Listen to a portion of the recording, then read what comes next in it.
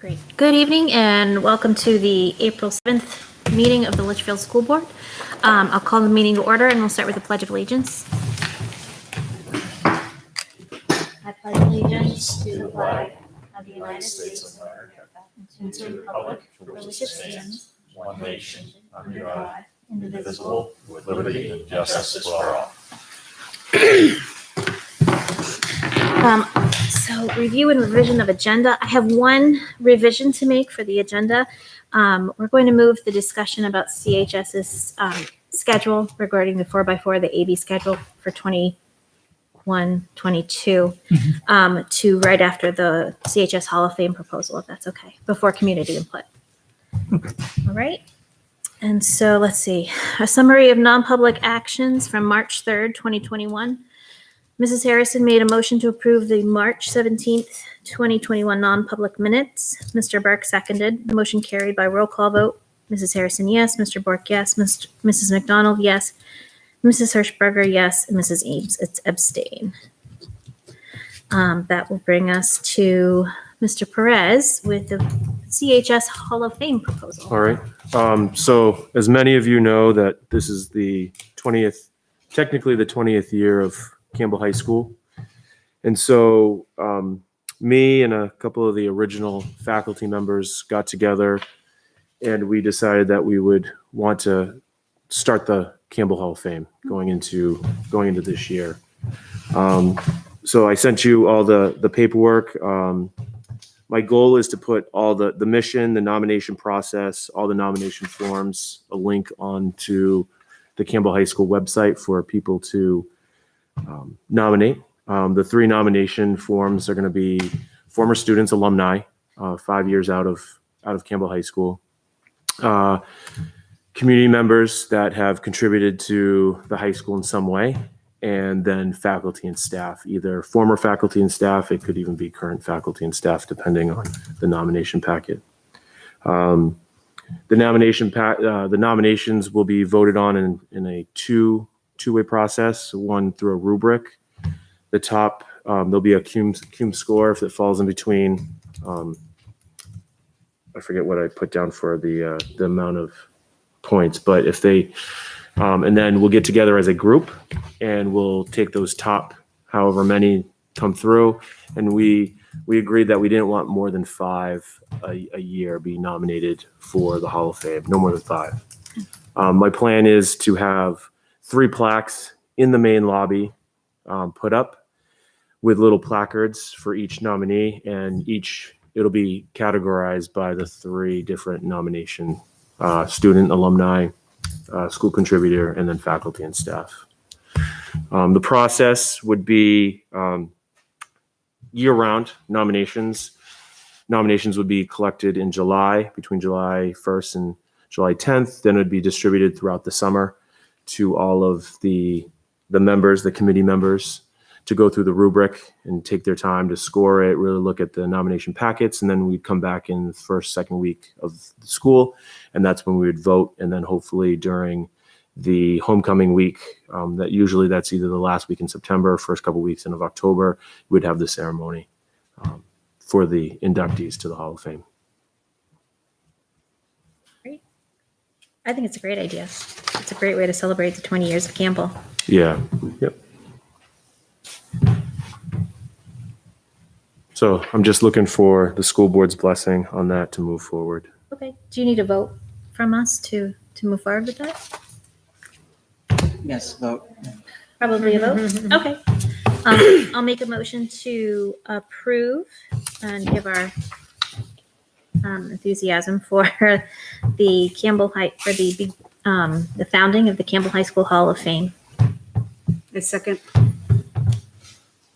All in favor? Say aye. Aye. Aye. Opposed? Abstain?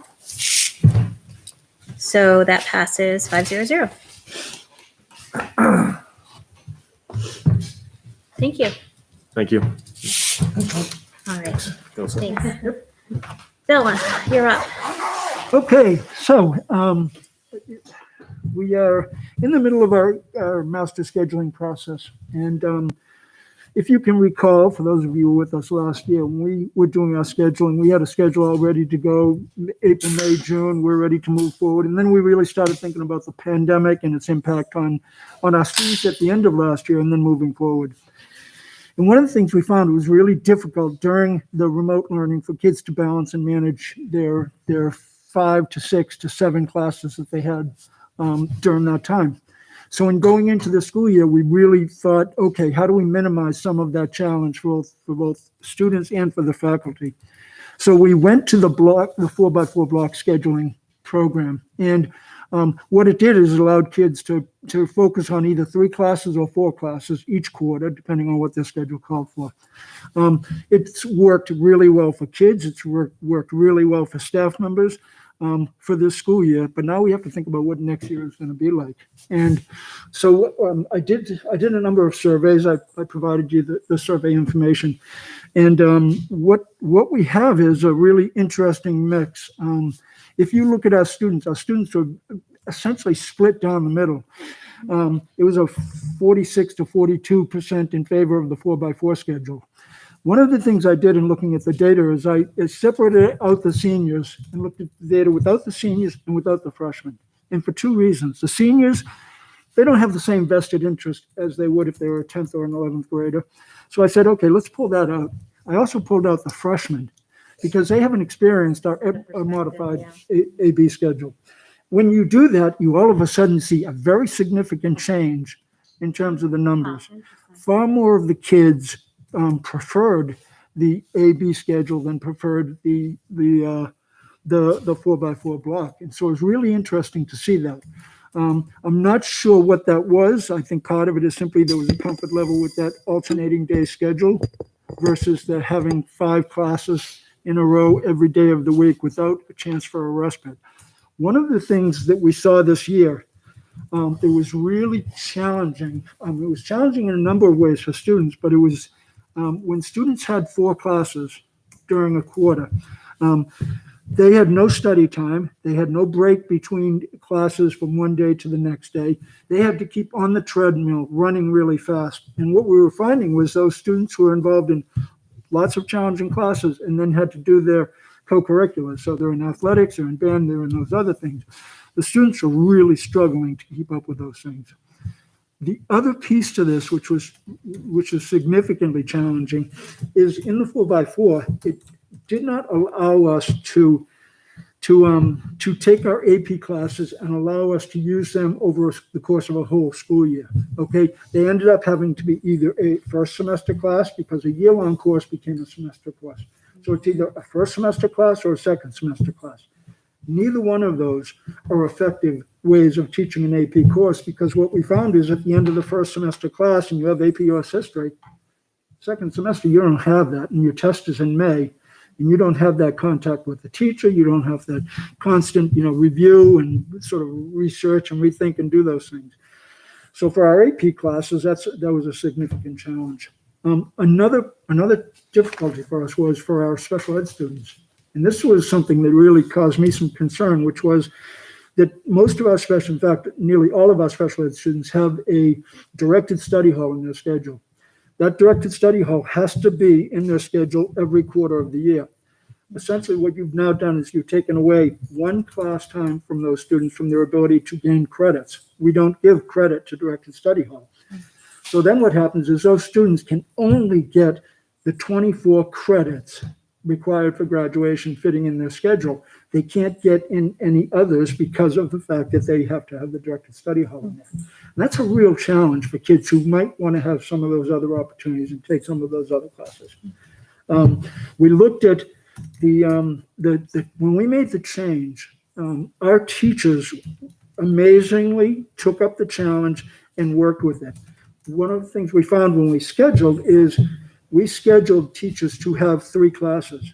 What we didn't think of is they had to have 3 classes, but only 2 preparations. So I had teachers for the first half of the year teach multiple preps. And that's really difficult to do when you're teaching on a daily basis. So, sort of looking sort of at all these things, I had to take a look at the surveys, take a look at our students, what's best for them, and then take a look at, okay, how do I keep the teachers moving forward, and how do I make sure that the parents are happy? You can't do all of them. Now, Bill, you talked about AP students and you talk about special ed students. Talk to me about regular ed students, the majority of our students. I think you're in the same position with those students with respect to, if they have 4 classes, they do not have that study hall time. What we did this year is we said you have open campus, you can have early release, you can have delayed arrival. I thought that was to minimize contact. Correct, Because I correct. don't think we talked about that. I have 2 kids there. One, it was awesome. The other one, no way. Right, So I did my surveys that way. sure, and I understand, yeah. Because that's that very I didn't different want to case. skew the data or anything, but Absolutely, I see pros and cons, but to me, a parent, I don't want my kid to have math for 6 months and then spend the Well- next 9 months not having math. Or if my child played an instrument, Yeah. Heidi, you can only play your instrument for half the year and then Right. you can practice. I mean, those are things that I think affect more kids all kids. How's that? All kids. thank you for Sorry. making my case for Sorry. me, because I haven't even done that yet. Oh, sorry. No, but that's perfect. When people look at block scheduling, that's one of the significant concerns is, for example, math. You take math, a year-long course in the first semester of your freshman year. Mhm. And if you don't get your geometry class till the second semester of your sophomore year, you have a whole year, summertime included, of time Yeah. without doing math. The number 1 and 2 concerns are usually from your math and your foreign languages, because you lose the Yeah. continuity Yeah. in that 4x4. Yeah. Okay? Now, are there ways to schedule that, thinking about it? Yeah, it's really complicated. You can do that. But looking at sort of all the sort of the survey results, my teachers were 95% in favor of going back. My students were in the middle. My parents, actually, 2/3 of them Other side, yeah. like the 4x4 schedule for their kids. And I think part of that is thinking about the number of classes they have at a time, and managing those schedules was a little bit easier. So I don't have kids in high school yet, but my question, can you just talk about for me the numbers? So I know you said, so they had previous schedule, they had what, 6 to 7 classes at a time. Now they have 4 classes at a time. Right. Every day. But how many? 3. Some 3. So my question is, with the 4x4, is there an opportunity for kids to take more classes throughout the year or less classes? It sounds like you're saying it's less. Is it less? No, well, we have kids who come out of high school with 27, 28 credits, 30 credits, okay? So there's the opportunity in the AB schedule to get over 30 credits before you graduate. You can still, if you look at a 4x4 schedule, you're talking about, wait, hold on. I always struggle with the credit piece on this. Well, the 4x4, they can do 4 a semester. That accesses 32 over a high school Correct. career. It accesses 8 a year, so a student can do Yeah. 4 here and 4 here, so it's Right. 8. The AB is a 7 period. Say that again? Is it 7? No, it's 8 periods also. Yeah. But many kids envision like a study hall as one of those Correct, things. right, And you're also limited by what your faculty are teaching. So in the Small school. AB, Yeah. faculty are teaching 5 classes. Correct. In the 4x4, they're quote teaching 6 over the course of the year, 3 at a time, right. but 6. So you leverage your faculty use to open up more possibilities for students. Right. So it's So the 4x4 is not it's by semester, Right. not by quarter.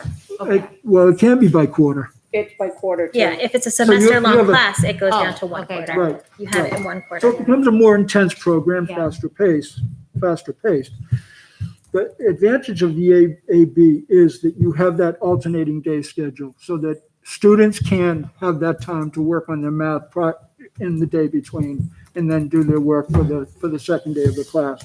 Or it's just a little bit, at least this year, it's proven to be a whole lot less stressful. Because one of the things I will say is typically when you explore scheduling changes, you take a year to 2 years to think about what that's going to be. We shifted in 1 year and said, okay, let's make this work. we made it work. I will say it was not an easy Modeled it transition. after many other schools that are doing it though, right? But we didn't take the time to, Yes. like, for example, we took kind of our master schedule and made it fit within the 4x4. I know I the think classes were already scheduled too at that point. Yeah. Right. Right, We yeah. took a schedule that was done and we cut it in Right. half. Yes. We Right. said, we'll do this half here and that half Right. there. Right. Right. So, If you purposely go into the 4x4, so for example, to address the band question, I've scheduled band and chorus as a year-long Right. strand against each other. And so a student might have band, study hall, band, study hall, band, study hall, but there are a lot of students who do band, chorus, band, chorus, band, chorus. Right. Where in the AB, you have to do band and chorus as two separates. Correct. It just takes a different wrinkle. That's all it is. And so it's, but again, it's, remember, we had a parent meeting at the end of July and we pivoted at the beginning of August and we snipped the schedule in half and said, let's do it because it was the right thing COVID wise. Absolutely. It was not the right implementation No, phase. no. So, No, if you slow it down and really study it, examine the AP question, it's a whole different yeah. way of implementing. right. So instead of Michael having the same social studies for, what is it, world and what are the two parts? He It is now has two community different world. teachers broken down by quarter. Yes. So they made it work. I don't know how. It must be a magic Yeah. thing to do. And we faced another challenge with some of our part-time teachers in terms of our tech ed teacher ended up teaching just a half a year and is not teaching second semester. One of our science teachers who's a part-time is only teaching second semester, wasn't teaching first semester. And some of that is not healthy for your community, your collaboration, all of those other things, because you're not seeing somebody for 4.5, 5 months. So, yeah, so, Why did the teachers not like it as much, and why did the parents really like it? I Do think we for have a the, sense? yeah, absolutely. I think the parents liked it because it minimized the number of classes that their students had to be working on and to be dealing with. However, What's the reason behind that? Is it like it lessened their anxiety? Well, Is it- you know what I mean? It's no, I can less speak to as a parent. juggle. I mean, I see both sides of the coin on this one. As a parent, I like the fact that my daughter, if our students, if they have to quarantine, if they have to go remote, or if we're remote for an extended period of time, it's hard to be remote for 8 periods a day for 8 different classes. It's a lot easier if I only have to worry about 4 classes, the workload, the homework. It's a faster pace, but I can keep up with it if I only have 4 classes to worry about, kind of thing. So for some students, and I'm guessing for a lot of the parents, that's the side that they saw. But at the same time, I'm an AP student parent, and I have Why was it so much more favorable from the parents versus the kids? That's what I'm trying to get at. Are there? well, I don't think it was. I no, mean, it was significant. Oh, when It you was- look at just those middle If you grades, just look you're at those- saying. Yeah. if you look Okay. at just those middle grades, it wasn't a Gotcha. significant difference. Okay. No, Okay. no. My son said, I want to know what the schedule is next year before I pick my classes. Number 2 son, because he wants to know, because he Right. knows how he learns. My other son would be like, whatever. well, and I think that's a valid point too. I mean, if Sure. you know that you're going to have a whole year to take a course, you're gonna. I know you said Laura's schedule was kind of That was the other thing difficult too. in one semester, and Right, you right. know, more Some electives students than the found other. themselves heavy loaded in one semester or He heavy loaded didn't in have the other one, studies and and not without studies. So So Bill, I'm curious, how many surveys were sent out to the teachers? I sent it out to all of my teachers and my school counselors. I did not send it out to paraeducators, other staff. okay, And My how many, focus was the teachers. I sent it out to all 42, and I got 38 back, 36 in favor of going back to the AB, 2 opposed to it. Yeah. And then amongst the parents, it was about 196 parents who responded, which is a good response. And about 130 of those were in favor of going to the 4x4 as opposed to going back. And again, I wish I had separated the parents down by grade level of the students, because that would have told me something different as well, because I could have looked at the freshman parents and seen what their responses were. I didn't do that with the parents. because it would have made a difference for the senior mother. It really would have. Correct. He's got the life now. Yes. He's out at 11. Yep. Hmm. That's a great schedule for a senior. He can work. Right, absolutely. And see, this was initially a response to a pandemic. We weren't sure how much we had to transition into a remote learning and what that would be like for students and teachers. Mhm. I don't have that same fear this upcoming year. I'm hopeful that through vaccinations and herd immunity, we're in at 99% in school this coming year. And if that's the case, I'm not certain that going remote, while probably there's a chance, I think of what we've done at Campbell this year in terms of our ability to hold it together with, some incredible staff, with the substitutes that came through at the end, with office staff who are helping out. We didn't have to go remote at any point other than during the time that the whole district went remote. But I think it's going to be a different school year next year. Yeah. And I think if we want to go to a 4x4, then I think I have to give my teachers time to really be trained, look at their curriculum, break it down in ways that is more accommodating to a 4x4 than what we've done this year. What happens if a student transfers? Well, how does that get calculated? Meaning, I don't know. How do you go from a 4x4? Schools that have it, there are ways to do it. I mean, Absolutely. if you think about it this way, sounds difficult. kids in January earn credit. So if they're transitioning midway through the year, from school A to school B, often what a receiving school will do is say, okay, well, you've already earned these credits. They're in the bank. They're on the Campbell transcript. We'll put you in quarter classes for the rest of this year Right. to wrap it out. Or the other is, if it's going the other way, sometimes you just sort of have to pick and choose and say, okay, you weren't doing too well in this. Let's really prioritize that course to give you the opportunity. Because you get like a fresh start. Like you're halfway through algebra and Only you have move a in D. January? Only right? move at the beginning of February? You put the kid back into algebra and Right. it's like, okay, let's work on that because you get that fresh start. So I've seen schools I was accommodate just it. curious. Yeah, and your school counselors, I mean, that's what they spend part of that time doing when a student transferred in, is lining up the student schedule, what they had, lining up with what can fit into what we're teaching right now, and then looking at whether sometimes the options are VLAX, and the kids going into another course or some of those other things. So Bill, your recommendation is what? My recommendation is go back to the AB scheduling.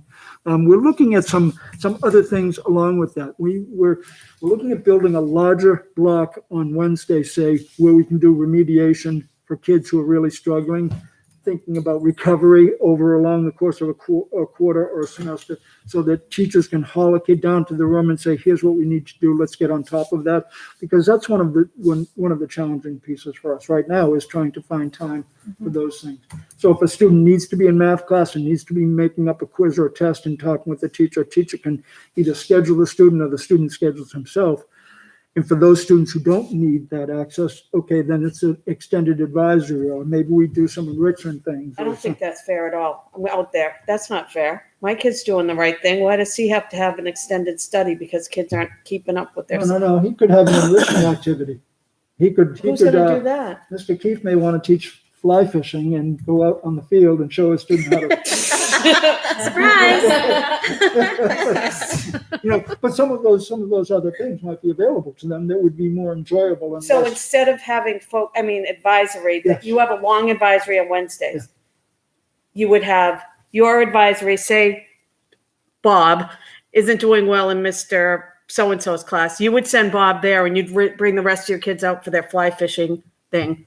Or you might have kids from other advisories coming to see him on fly fishing or studying Emily Dickinson or whatever else might be fun and interesting for the kids to take on. Well, I'd want to see Mr. Keefe every week. Then what happens to someone who doesn't go to the I'm in the mood today.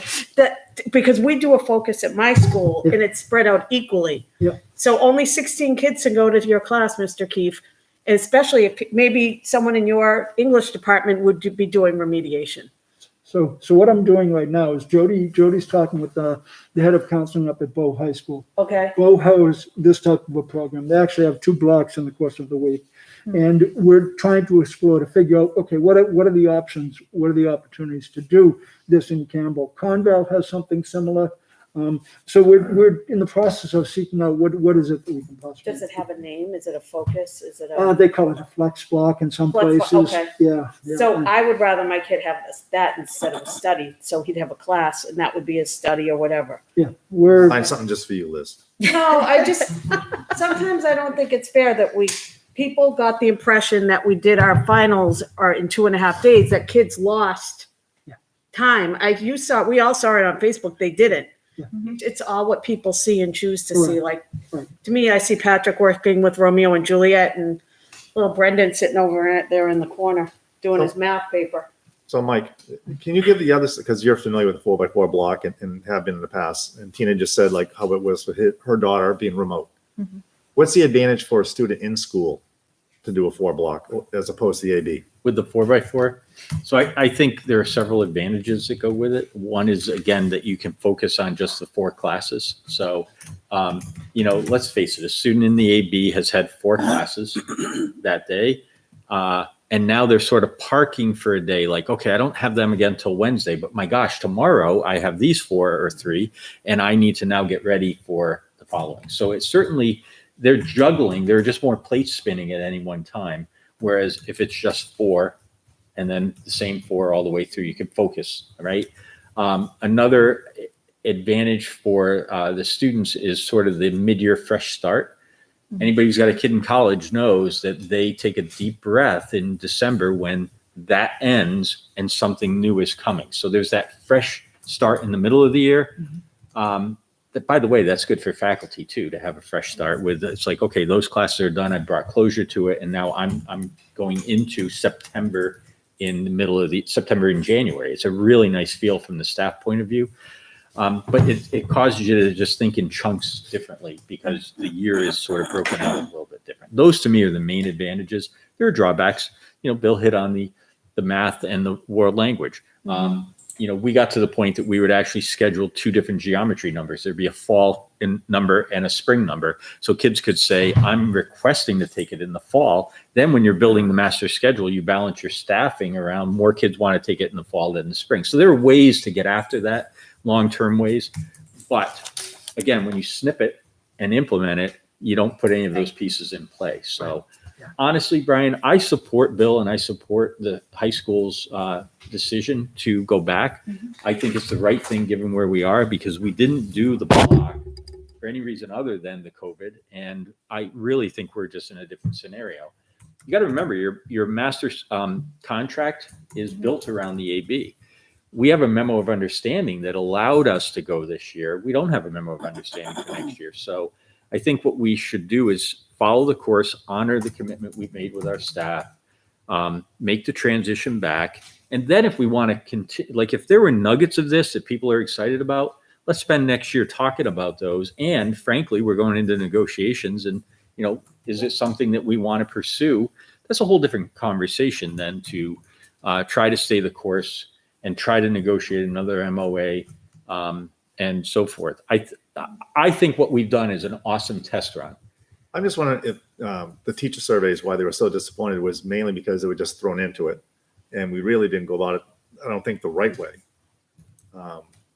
And I'm just wondering if that's part of their dissatisfaction with it. Because it sounds like, really, when you look at it on paper, that the 4x4, and I know there's different kinks here and there, and I was in a couple of correspondence, like band and chorus and different things like that. I'm certain those could have been worked out if we'd had more time in planning and putting it together. I'm supportive for next year, certainly going back to the AB. I don't want to throw the baby out with the bathwater. I think if there were good nuggets of the 4x4, we should, give it some time and consideration and maybe, Absolutely. Yeah. and look. I just think it's a shame that if the students who are most affected by it really want the 4x4, that we can't give it to them. But I understand the other considerations, but I do think it's a shame. And Well, so I it sounds like there's really no way to do it. And But I Can we took the clarify when the freshmen and the seniors were taken out, that data supported the AB schedule? Supported the AB. oh, the AB. Yes. Oh, I thought Okay. you said it supported No, the it supported other. the- Okay, sorry. There was It the sort of fell parents. more in line, not with totally with the teachers, but it fell more in line Oh, supporting the okay. AB I and misunderstood. not as strongly towards the Got it. 4x4. Okay, Yeah. got it. Yeah, I think it was about 58% to 42%. And the parents were more. See, I asked my kids. I didn't Yeah. just go, I think this one's better. Oh, I correct. asked my kids, so my survey reflected what my Absolutely. kids wanted. Sure. Yeah. Interesting. I mean, I don't have a high schooler. I haven't had the experience of either schedule, but I think the survey feedback was certainly overwhelming. An overwhelming number of teachers. It wasn't just half the teachers that responded. I mean, it was almost all of them that feel really strongly about this. Yep. The students are the boots on the ground. The teachers are the boots on the ground. You guys are. I think we Mhm. follow your lead and your recommendation on this. However, I think that certainly there are parts of it that we can look at to see if we can implement. I think Yeah. that makes sense. Certainly Jody's an amazing scheduler. So Yeah. She and I work, in fact, we're gonna be She works magic. moving this thing forward. But so, yeah, there are certainly pieces of this. We Yeah. can say, okay, can we make this work with Yeah. what we've been accustomed to doing? Sounds good to me. Do you need a vote or just? I don't think we do. I think when you get into It's an scheduling admin things, decision. it's really an admin. Yeah. I Back to think, normal, Bill. what Bill's hearing We'll all be is, happy for that. Bill's hearing feedback of, can you grab some nuggets of the test run Absolutely. for conversation? The other piece is, it's not insignificant that it's not the same old AB. They're looking to, is there a way to tweak the AB and do an even better job at making sure kids' needs are being met? Yeah. So, Yeah. that's another promising conversation Yeah. that Right. the high school staff is engaged in. Yeah, So I like the idea of more advisory, more directed advisory, some, giving those kids a little more. Yep. Giving Not just all of our kids what remediation. they need. No, Not no, just no, no, remediation. no. Okay, good. No. I think the closer the high school gets to embedded competency recovery Mhm. as a concept Mhm. and implementing that well, and that comes down to a question of time. So if you have embedded competency recovery that stops the train wreck At the end of the quarter. at the end of the Yeah. course, Right. wow, that's a Yeah. good problem to figure out. So any Yeah. way that they can make adjustments along it will be helpful. Absolutely. Is Skinny Monday, is that I'm a, still looking at that Still as the looking at that. process. Yep, the spinning Mondays. And there's some positive pieces Yep. of that. You meet all your students one day, you have a chance to sort of start off the set week the well. stage for the week? It's a little crazy in terms of so many of your holidays on Monday, so you miss a skinny Monday, so you have to figure out, do you fit that in or how? But we've managed that without Sure. too much difficulty. We have skinny Wednesdays and I love them. It's like, and Monday would be Right. better because you Right. set the tone for the week. Right. This is what you're doing. Mm-hmm. Yeah, that's our Wednesdays. Our Wednesdays are. That's awesome. Sure. There you go.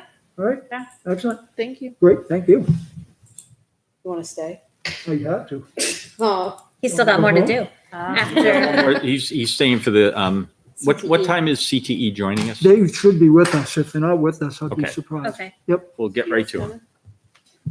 I'm gonna go- Want to do public first? Yeah, let's see if there's any, So I'm going to Ready join for in the him? public link. And it's me. I'm all by myself in the public okay. link. All right, So I'll end that. move on to correspondence. Yeah, it's been a busy 3 weeks. We had two correspondents. One from Matthew Braco and the other from Meg Cavalier. Both of them, they were lengthy emails, so they will be in the records, but both of them were definitely in favor of the AB and getting away from the 4x4 for many different reasons. But it's kind of a moot point at this moment. And I received 2 emails, I think because what used to be in charge of correspondence and I'm not anymore. But I forwarded those to the board as well. So that was Jim Norton and Teresa Bodette, and they were both also in favor of the AB scheduling. All right. And if I can, while I'm on correspondence, only because it came up as far as a question. Yeah. That if someone from the public submits a question to one member of the school board, Mhm. it does not become for public record. It needs to be addressed to the entire board. so if I got an email, I can't forward it to you and have it count. That's what I always thought. It has to be sent to the entire board for it to be public record. They were addressed to the board, but emailed to me. Right, so it wasn't addressed to, it may have been mentioned to the board, but what I'm saying, it has to be sent to the board. That's how it's always I been. thought they said to be read at community forum. Yeah. Right, but it has to be sent to the entire board. Okay, so to fix that, it's just a simple matter of writing back and saying forward this to the Yes. entire board. Yep. It's an easy fix. Thank you for that clarification. Do you want to? I'm going to suggest that we jump down to the CTE Sure. link. And let's see, that's over here. So is anybody in it, Bill? I didn't see, Oh, I here it see is. you. So I'm admitting Rich. Oh, there's Rich. Hey, Rich. He's muted. How you doing? Sorry, I had to switch from the YouTube live stream to this, and so I was putting my technology skills to good use, I think. And here's Eric asking to join. I'll admit Eric to us. Awesome. There we go. All right. So Bill, why don't you lead this part because you're invited guests, and then Absolutely. we will Sure. come back to my comments. if Yep, that definitely. works. Absolutely. So when I've been thinking about who to invite to our meetings, and we oftentimes talk about CTE programs and their value for our students. We're not a CTE center. From my family background, I have two brothers who are in the trades, so I've always been really strongly supportive of that. And I think after you listen to our two presenters, I think you'll find why I'm so supportive of it. So we have with us Rich Paeva, who is the director of the Alvin CTE Center. And then we also have Eric, and Eric, I'm going to butcher your name, but it's Eric Frauworth, who's an administrator with the DOE, the Bureau of Career Development. So I think it's important that we hear about a really valuable part of the Campbell High School experience. And Rich is speaking for Alvin, but we also have students who attend Pinkerton. Unfortunately, didn't have the opportunity to bring them in. So Rich, if you wouldn't mind, feel free. We love your new building, Rich. It's beautiful. Oh, well, thank you. Yeah, we're in love with it too. So, yeah, so thank you for having me on, everybody. Good evening. As Bill was saying, I'm Rich Paeva. I'm actually the career development coordinator for the Hudson School District. And I work heavily with the CTE Center, along with doing a lot of career and workforce readiness stuff for kids all throughout not only the Palmer Center, but the high school and even down into the lower grades. So I'm happy to come and talk to you guys a little bit about the Palmer Center and what we offer for classes and that type of thing in our programs. So I got about a 15-minute presentation. I'm going to quickly kind of go through things, and then if you guys have questions at the end, I'm happy to answer those. Eric can kind of speak more from that 50,000-foot level from the state side of things. So between the two of us, we should be able to do a good job of informing you about career and technical education. So I'm going to present, and I apologize, I'm not as familiar with Google Meet as I am with Teams and Zoom. So let me see if I can do this. We're Zoom district.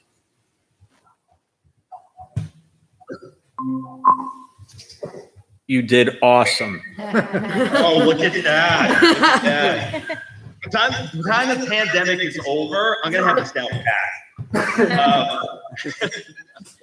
All right, so yeah, let me talk to you a little bit about the Palmer Center and some of the things that are going on that we're very excited about and that we can't wait for kids to be all in. Of course, we weren't thinking it was going to be April 19th, but we're happy to have as many kids in the center as we possibly can. So career and technical education in general, a lot of people don't quite understand what CTE is and why CTE is such a great thing for a lot of different kids. So career and technical education is very relevant, up-to-date 21st century type of education. And it differs a lot from your traditional classrooms and your traditional education in that it's very project-based learning. It's real world experience, and we tend to focus on high wage, high demand careers. So all the programs that we have tend to focus on a lot of different career areas that are indicative to the region and New Hampshire that will provide, a huge leg up for students. So it's an opportunity for kids to be able to explore careers, to be able to earn credits towards any kind of college path that they're pursuing post high school. And they're going to learn a lot of real world skills. So even if a student decides to take construction, building trade, and it's not something they decide to pursue as a career path, they're always going to have those skills. So if they own their own home, they can build an addition, they can, repair their roof. There's a lot of different skills that even if they don't follow certain professional paths, that those students will have with them for life. At the Palmer Center, we have 15 programs. You see them on your screen. They run from accounting to welding technology, and with the renovations that are happening at the center, we're about 8% complete, so we can't wait for the summer to get there because we'll actually be done. We're very excited about what's in store for the students, once everything's fully complete. On your screen, I want to show off a little bit of some of the things that have been done in the center. So on the left is one of the hallways, and we try to focus on having a kind of a college campus feel, a modern feel, a lot of light coming into the areas.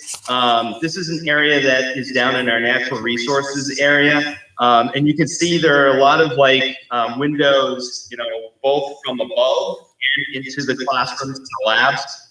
On the right-hand side is the facade for the new Barnyard Cafe. That's our culinary program. And we're hoping to have that open next year to the general public during lunches, at least once, perhaps twice a week. So we're very excited about that. Next slide is on the left, you see a picture of our long hallway on our first floor. And again, focusing on bringing light in. What you see above is the skylights. You see the curved wall that is running down where Air Force ROTC will be, pre-engineering and drafting and some of our business courses. And again, aesthetics went into a lot of the renovation that we have here. And again, kind of following that same kind of path. On the right is a photo of our marketing classroom with the stadium seating. And if you look in the back, there's LCD monitors with statements for students to be able to sit down and actually work on marketing campaigns and marketing projects and collaborative teams. So that's a pretty exciting piece that we've kind of introduced into the classroom. Couple of pictures inside of the Barnyard Cafe. Very open style industry, 21st century kitchen that students will be able to learn in. And then you see the dining area on the right. A couple more shop areas. On the left, you see the construction building trades lab area. On the right is a bird's eye view of the welding and fabrication lab. We still have a few more pieces of equipment to bring in, but that's kind of the lab. That's not even the classroom space. With the classroom space, it's going to look somewhat like a traditional classroom, but it's also connected to a locker room. So that'll be where students can change. They'll have lockers, so they'll be able to change into their gear, do steel work, fabrication, and of course, welding. A couple more photos. Left is the lab for natural resources. On the right is the hallway for vet sci. We've got 2 classrooms. Along with a lot of lab space, and I'll show you a couple of photos of the lab space for the vet science program too. What I want to do is just kind of go through the programs really briefly and give you an understanding of what those programs are out. All of our programs are 2 to 3 years long. So most students take them for 2 years. We're expanding a lot of the programs to incorporate a 3rd year, which is a much more advanced, much more intense year where we plan on having a lot of students interact with industry, whether it's out in the field or bringing them into the center itself. And so have that 3rd year as kind of a transition year for students, either, as they kind of transition into whatever the post-secondary option is that they want to get into, whether it's, a 2-year program, 4-year, military, right into the workforce, apprenticeship, what have you.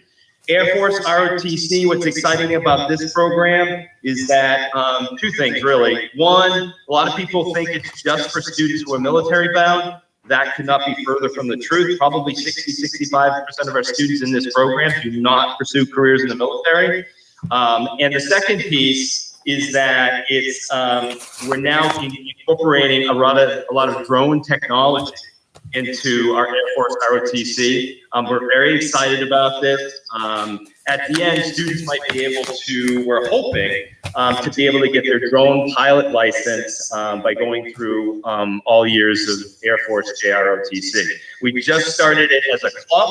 We're hoping to really integrate it into the program itself. And that'll be kind of a requirement that you have to be involved in Air Force JROTC to take the drone class. Building trades, again, it's not specific on an electrical or HVAC or anything like that. Students come in to get a little bit of all aspects of industry when it comes to construction technology. A lot of students that will take this type of program, they can go off and be a framer, but they then go off to be an electrician, a plumber, HVAC tech. I've had students go through a similar program and become building inspectors for their towns. I incorporated a picture here that was just from last week. We do a lot of work with Reedsbury. So the students work in collaboration with Reedsbury and the industry partners we have there. And this is a shed that actually is being built by the students in collaboration with Reedsbury. Computer science, again, a 2-year program. Students will learn, again, the most modern day languages, Python, C++, Java. I can tell you right now, we've got 4 students that are actually doing an internship coming out of the computer science program. They're working for a company called Ad Magic, where they do a lot of video game work. And so those students are working actually with college students, UNH students, Penn State, and they're getting mentoring from those students along with some of the folks that are in the software engineering division of Ad Magic. So. Careers in Ed, great program for students who are interested in anything having to do with education, teaching, school counseling, school social work, corporate trainers, anything like that. A lot of our programs have college credits that students can get that are embedded in the second and third years of the program. Careers in Ed specifically, students can actually come up with a transcript with 7 college credits.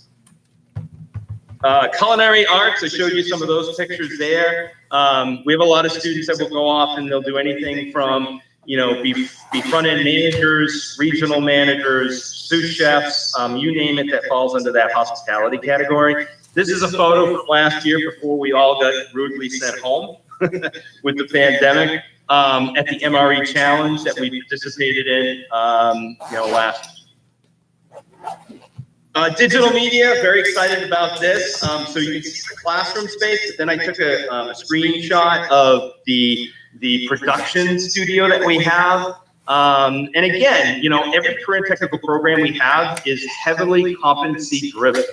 So the students will do a lot of the competency work in the lab that you see here, but because of digital media, digital communication, so much of it is driven by YouTube and other types of short video media.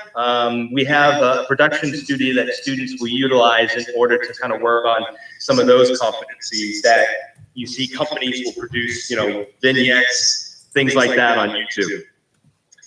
Drafting and design, this is a great program for anyone interested in architecture, anything having to do with design work.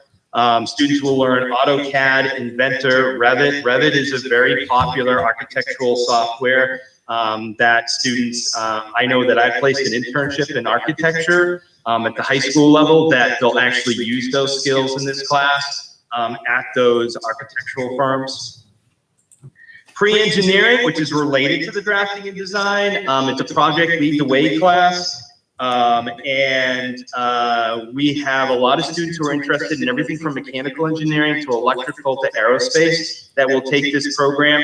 The picture that you see here is the state-of-the-art makerspace that we have now available.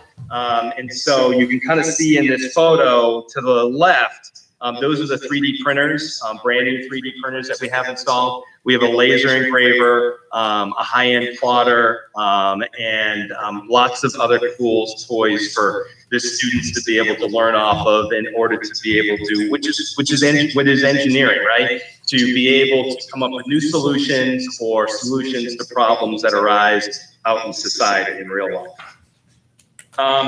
Health science, this is a picture of the lab that, we just got put in back in the fall.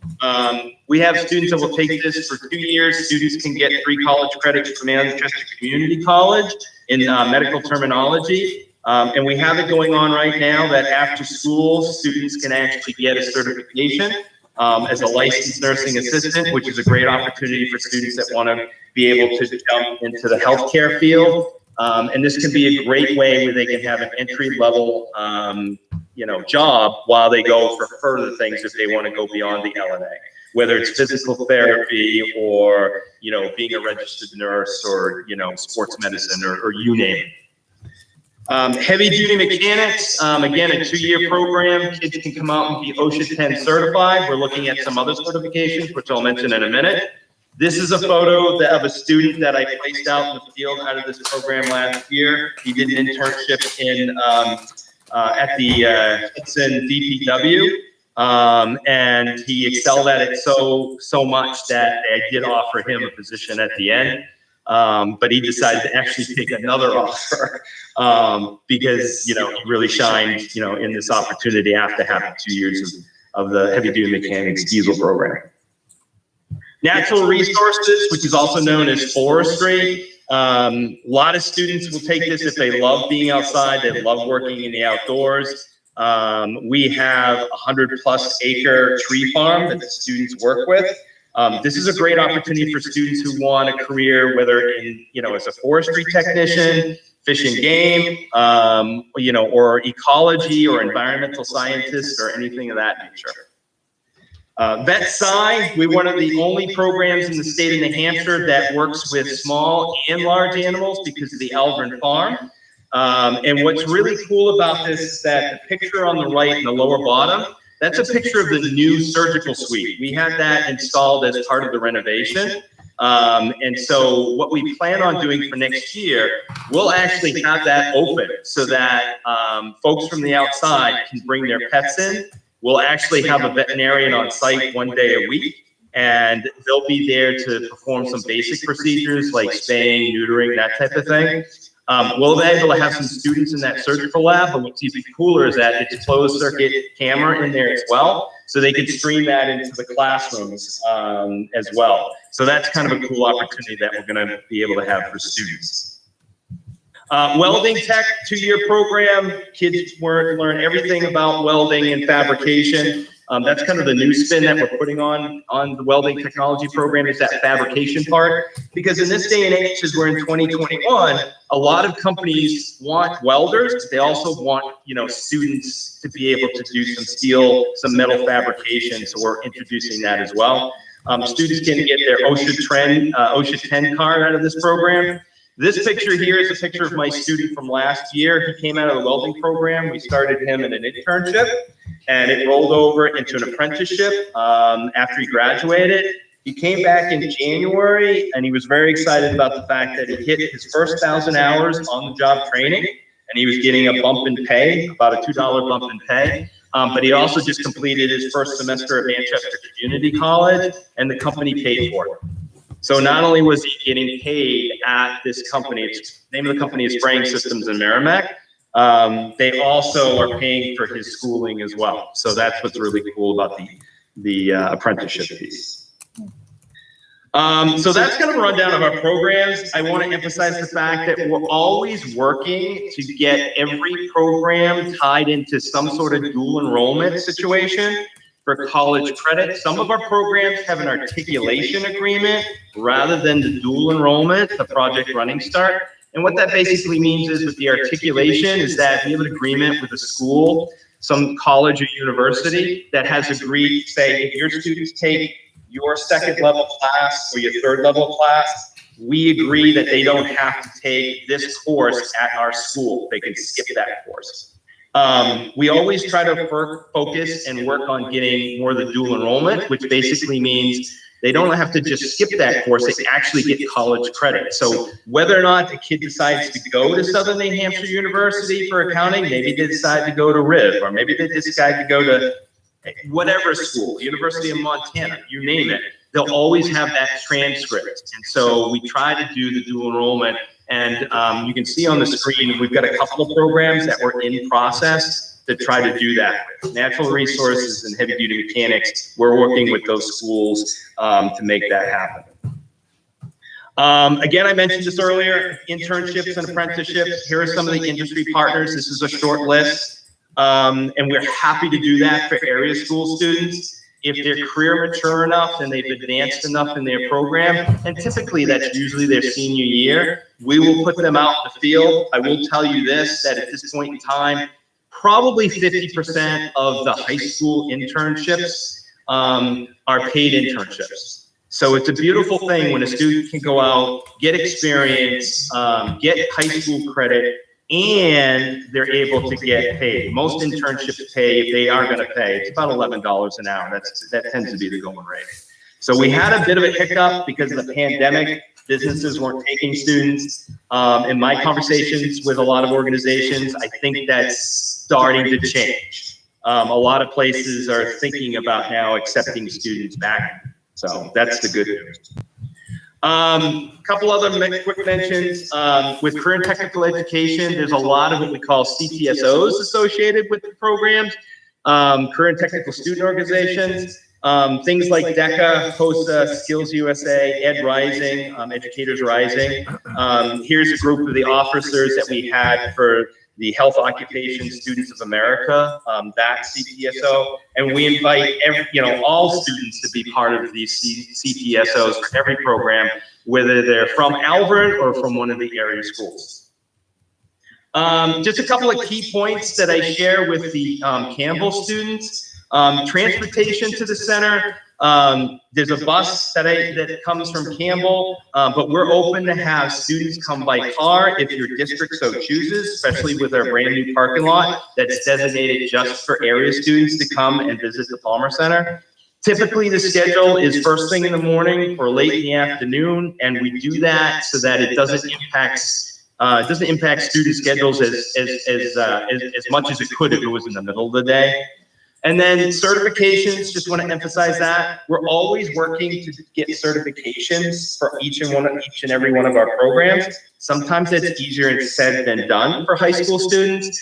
And as I mentioned before, we have OSHA 10 for HD mechanics, but we're also looking to do a Snap-on torque certification, which is basically teaching students how to properly torque down nuts and bolts when they work on specific engines. And Snap-on, which is has a national certification that gets widely recognized out in industry. And so we're looking to add that for next year. And again, it's an offering to students. They don't have to follow the certification, but we do offer it to them. And we do have a lot of students that take us up on it, whether it's the LNA or it's an OSHA safety card or whatever the case may be. Something new that we started last year is the CTE Ambassador program. And we welcome area students to be part of the ambassador program. This is an opportunity for students who are really passionate about their CTE program to go out and spread the word. And so, again, things kind of took a bit of a backseat because of the whole COVID-19 thing.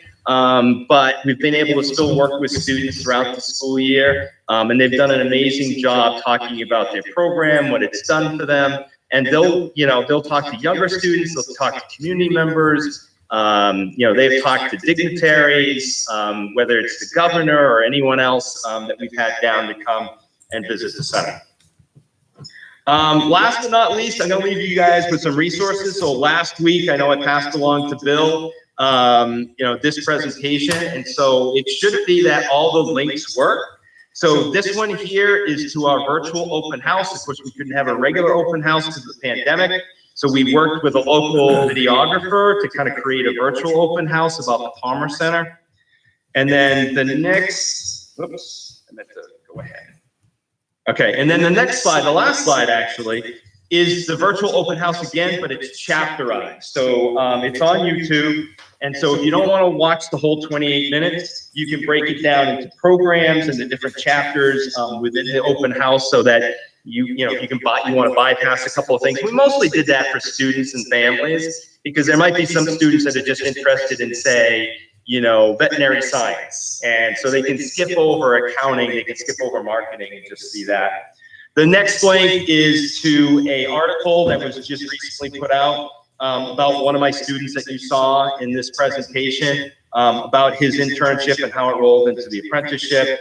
The third link is an infographic that talks a little bit about all of our programs. And in that infographic is some links that are embedded in there about each one of the programs. And then last but not least is the link to the Palmer Center, where you can learn more about the Palmer Center in general, and again, more about each and every program. So, I know that was a lot, and I know I went through it kind of quick. I don't know if anybody has questions for either myself or Eric or. I have no desire to follow that. Bill, how many of our I'm very good at virtually presenting this year, I will tell you that. how many of our kids attend the CTE program in Elburn? It ranges from low 40s to 50 students. Is that just is that at both schools or? That's combined for the two schools. So Okay. usually it's some combination of 10 to 15 at Penkin and another 25 to 30 at Auburn. And we've had some students who've done amazingly well in Alburn's program. Their vet tech program, one of our students went to national competitions last year or the year before. And just amazing success with Yeah. that. So These programs are phenomenal. yes. I kind of want to go absolutely. back to high school and I wish we had them when I was in school. Yeah. I thought we doing something different. Everybody learns sitting behind a desk. no, this Yeah. is great. They Right, seem like right. college level classes. Yeah. Right. I got a tour from the Alburn students, and the enthusiasm, they sent it down to HMS, and the enthusiasm they showed, and this is going to be this. And I got excited to think that I could bring my dog there. And Right. yeah, they sell pizzas to the other schools on Fridays. It's going to be a amazing. community thing, not just Yeah. go get your pies for Thanksgiving, I hope. That's awesome. That's Lots of amazing. great stuff about welding too, I'm hearing from my senior friends. Yeah, we're very proud with, very excited with what's going to happen in the Welding Technology program. As you saw from the space, that space that we never had before, and to be able to not only incorporate, 21st century high-end welding technology in there, but also the fabrication piece, which a lot of companies, manufacturers really want from their employees. To be able to give it to our kids is just an amazing thing. And like I said, I mean, the student that is in that link for the article, he's an absolute rock star for sure, but it really does a great job of depicting what our kids can accomplish, from some of these programs. So we're just very excited, especially for next year. This year has been good. It's just, as you guys know, been very fraught with a lot of ups and downs and hurdles and things like that, especially with trying to work around construction workers, that type of thing. But things look really good. Things are really good for next year. I can tell you that in general, from all of our area schools, we've had 150 applicants apply to the center this year. We won't be able to accommodate everybody, but we're going to do our best to accommodate as many students as possible, just because we know how powerful, career technical education can be for a young person. Rich and Bill, can I just ask you one more question? I'm sorry. How many? Sure. So they have their math, science, and English in school. What are they exactly taking all of their credits for the CTE program? Do you know what I mean? Like, what are they missing at Campbell when they're at the CTE program? Well, they still have to get the graduation requirements. The requirements. And typically these are juniors and seniors. I don't believe we've had any sophomores move Okay, up there. juniors and. So okay. they have to, it's challenging to fit all their other classes in, because they have to now, it's a first and second block at Auburn, so it's an hour and a half class of transportation. So they'll come late to maybe their third class at So it's Campbell, but one they'll, class for an hour and a half, and then there's some transit time. Oh, yes. Yep, interesting. yeah. Okay, I never knew that before. I was Yeah. just curious what they were missing, or Yep, that yeah. makes sense. They'll fit Thank their you. graduation requirements in, but it's, but they're busy, because that last year, it's a double block, it's an hour and a half time. That's awesome. But Liz, two things, having sent to a regional center when I was principal, the fact that we're 5 minutes away is significant, Absolutely. because there are schools that are way further away. So Yes. it really is a big Absolutely. bonus Right, for us. even Pinkerton. The second point is, I wouldn't emphasize what they miss. I would emphasize what they gain. Mhm. When you talk to these kiddos, they will tell you the reason I come to school is to do. is I because get of it. that highly engaging connection with those courses that are just like intrinsically driven. So, it's a huge plus. We'll figure out how to make everything fit. Our counselors are very skilled at it. Absolutely. But what they gain, these are kids who would be potential truancy issues or absolutely. all sorts of behavioral concerns.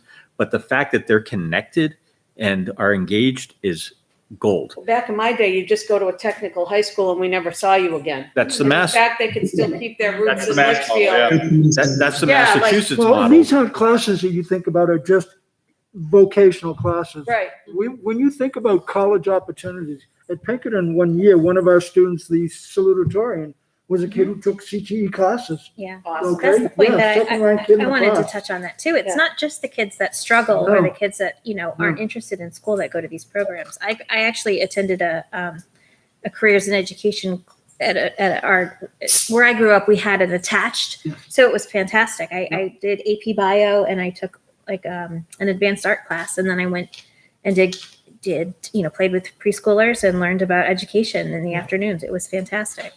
So, you reach a whole wide breadth of abilities and interests this way. It's But when you fantastic. also think of this provides students with real serious career possibilities. I Yeah. mean, the ties, I like the fact, Richard, that there are ties to industry that are connecting kids to those opportunities outside. Mm. And we know this isn't just willy-nilly. These are very specifically designed programs towards needs of Southern New Hampshire, Massachusetts, and the trades in these areas as well. Awesome. Right. The competencies for these programs are very much driven by industry. Our teachers will have what's called program advisory committees, and we try to have those program advisory committees, obviously the teachers. The teachers will invite current students, former students, parents, school counselors, but industry partners as well. And those industry partners come in and they say, hey, we know you used to teach this. We really need you to teach this now because this is how things have changed, in 2021. So that's why you see things like welding tech is now actually kind of morphing into more welding and fabrication because that's what the demands for manufacturing are.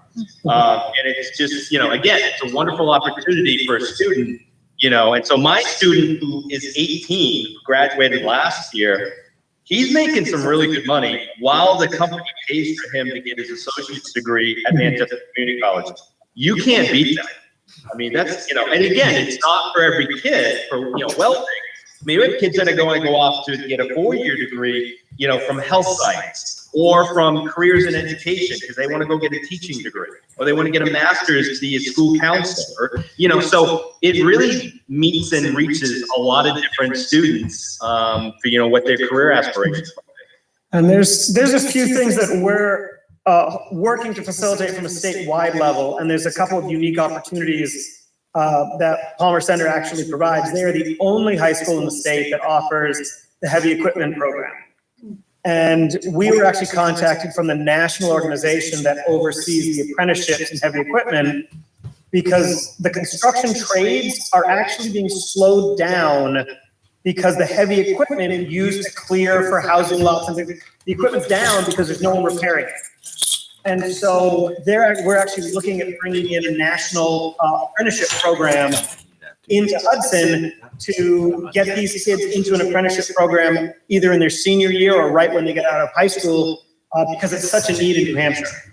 The aviation field, Rich was talking about what JROTC is doing. At the state level, we actually launched an aviation program this year because the FAA approached us and said, over the next 10 years, we need 300,000 people in aviation. We don't know in what careers, but they need to be in aviation. So we're going to be working actually with Hudson this coming year to upgrade that JROTC program so the students will be able to get the drone certification and ground school. So when they get out, they can get somewhere in the aviation industry. And then the welding and manufacturing, Electric Boat down in Connecticut was just granted a huge contract from the federal government.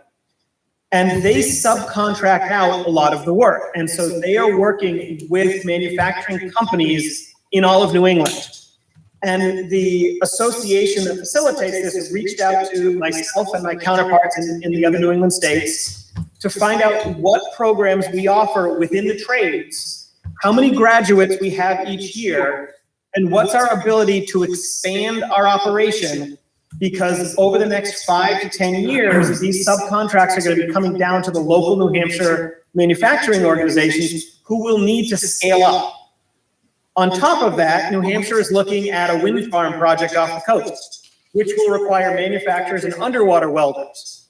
And so one of the things we're looking at in New Hampshire is, okay, we've got this great welding program. Let's say the kid does 10th and 11th grade in welding. What can we do for them in their senior year? Hey, let's get them a scuba certification, which will allow them to embark on underwater welding, which is, it is a high risk career, but it is a high wage career. So we're looking at some unique opportunities at the state level. And although we're not going to have to put a lot of investment into Palmer because of this phenomenal remodel they just did, we do offer grants at the state level to upgrade equipment or curriculum as they need to for these kind of projects. Wow, amazing. Blown away, Bill. Well, thank you for all that you provide for our students too.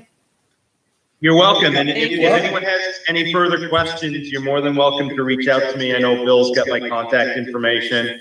Hopefully, at some point, we'd love to have people come over for a tour. Once it's done this summer, so we're looking forward to doing a lot of tours next year. So if that's ever, anything on your radar, more than happy to have you come over. And we'll have some of our ambassadors give you a tour. And I'll give a plug in. We have a 35-foot RV that the state owns that is a mobile CTE classroom that we will happily bring to the high schools or the middle schools in your communities to showcase to the students what CTE is, because they can't all get down to the Palmer Center. Wow. Are you still doing that this year? We are. So we can, if you're looking to do something before the end of the year, you're welcome to reach out to me. And we can schedule a time to bring the RV out. We have some great virtual reality toys and It's some a robots and motivator. drones that we got our hands on. Yeah. One other point too that before we lose our guests, it came up during the budget development process. The budget committee was fairly critical of questioning the value of CTE.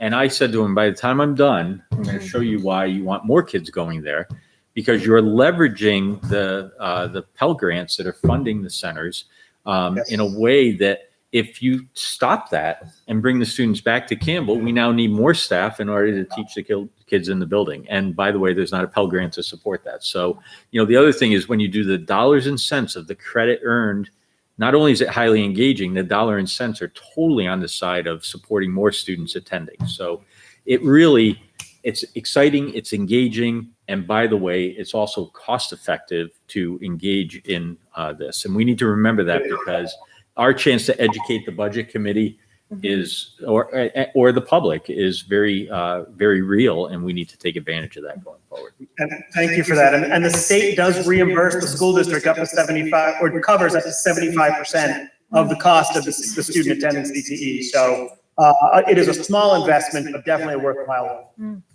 For sure. Thank you. Hey, Rich, Eric, thank you very much. Thank Really you. appreciate it. Thank you for having us. Have a good No problem. evening. Thanks for having us. All Our right. pleasure. Thank you. All right. All right. Sorry for jumping around the agenda. I'm going to plug that screen out because my battery's going. Okay. I was going to ask if you want to do your superintendent comments. Let me hit my report quickly. Okay. So first topic I have is the school board retreat. So after we talked at our organizational meeting, our last meeting actually, Michelle and I have been busy, her busier than me in terms of trying to get this figured out and lined up. So what we have on track is for next Wednesday. I think everybody got an invite to participate in the retreat. And we lined up Barrett Christina, who is from the School Board Association. Barrett is going to come and do a general overview of board roles and responsibilities and that sort of overview piece. But then he's really there to answer your questions. So what are the things that you want to know as board members to ask him as, an experienced organizer for this? So that's what we have lined up. The other thing is that we're working on actually trying to expand our opportunity to do our work together as a board and a management team. So we're envisioning right now that there'll be another session in May where we will invite Mike Elwell, who is counsel to the board, who can then cover legal issues, negotiations, that sort of thing, just to provide training for the board on how that proceeds. The third leg of it would be reserved for September, and that would be a financial retreat. And it's our opportunity to work with Gordon and sort of back plan off what we need to do to get a budget properly prepared.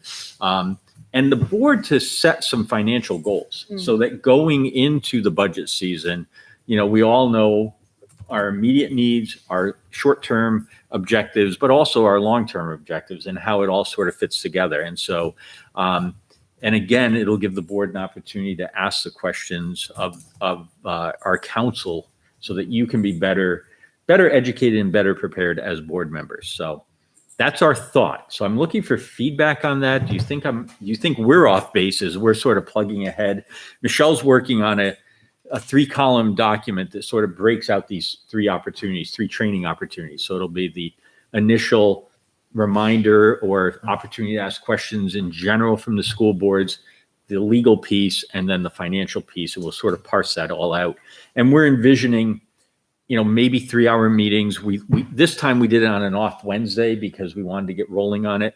But if there's a different idea on how to do it, we'd be open to that. I just said to Michelle, right now, board members have Wednesdays like parked as Wednesdays are kind of reserved. Not all of them, but if we tried to move to a Monday, Tuesday, Thursday, I thought it would just get into other schedules that people have. So that's why we stuck with Wednesday.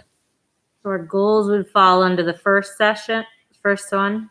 So this will be general training, and then I think general goal setting. What is it that we want to see? Tara, you asked the question specifically about the current goals. The current goals are fairly outdated and many have been accomplished. So we need to revisit them and set what our new goals are, to be honest. So we need the opportunity to just sort of, have stuff, stick it on the wall and see if it makes sense. And that's really the purpose of a retreat, is to sort of engage in that dialogue outside of a meeting so that you can set that and bring it forward for approval. Yeah, this was the last year for the goals anyway, and I think that kind of got blown up by the pandemic. Yeah. So most of them we've met, but Well, these were the goals that we set the first In- year that you were Right. here. Yeah, So Right. district goals. They- was that 2 years ago? I think they were set before I Set came, before. Yeah. we did them They were over, new. but but we kind of revisited and kind of tweaked. Yeah, we followed the tweaked same them. guidelines. Yep. But yes, those are the ones. Yeah. So I'm actually researching other districts of the state to see which directions they've been going for board goals and school district, just to give you something to Yeah. look at Right. and see if those matches up with the direction that you all want to go in.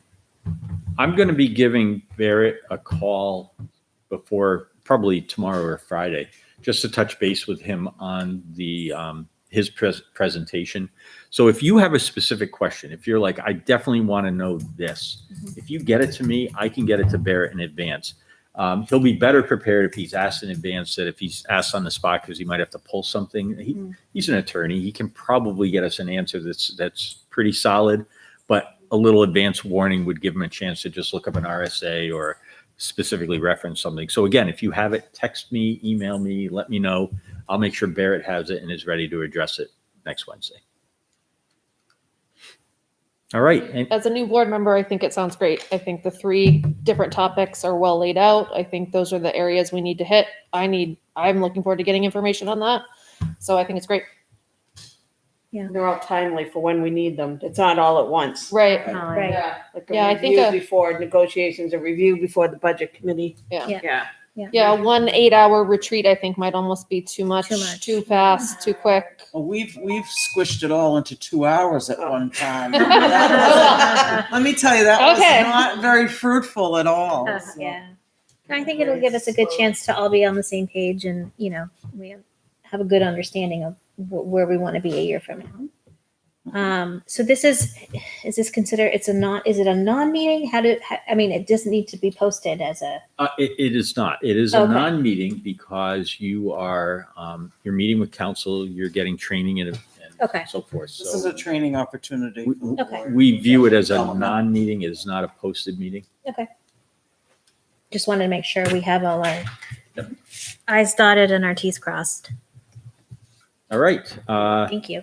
Next topic is facility use and volunteers. So along Bill's theme of, we're in a different state pandemic wise as more people are vaccinated, et cetera. We're seeing a huge uptick in requests to use our facilities, which if you remember, our reopening plan sort of shut all that down.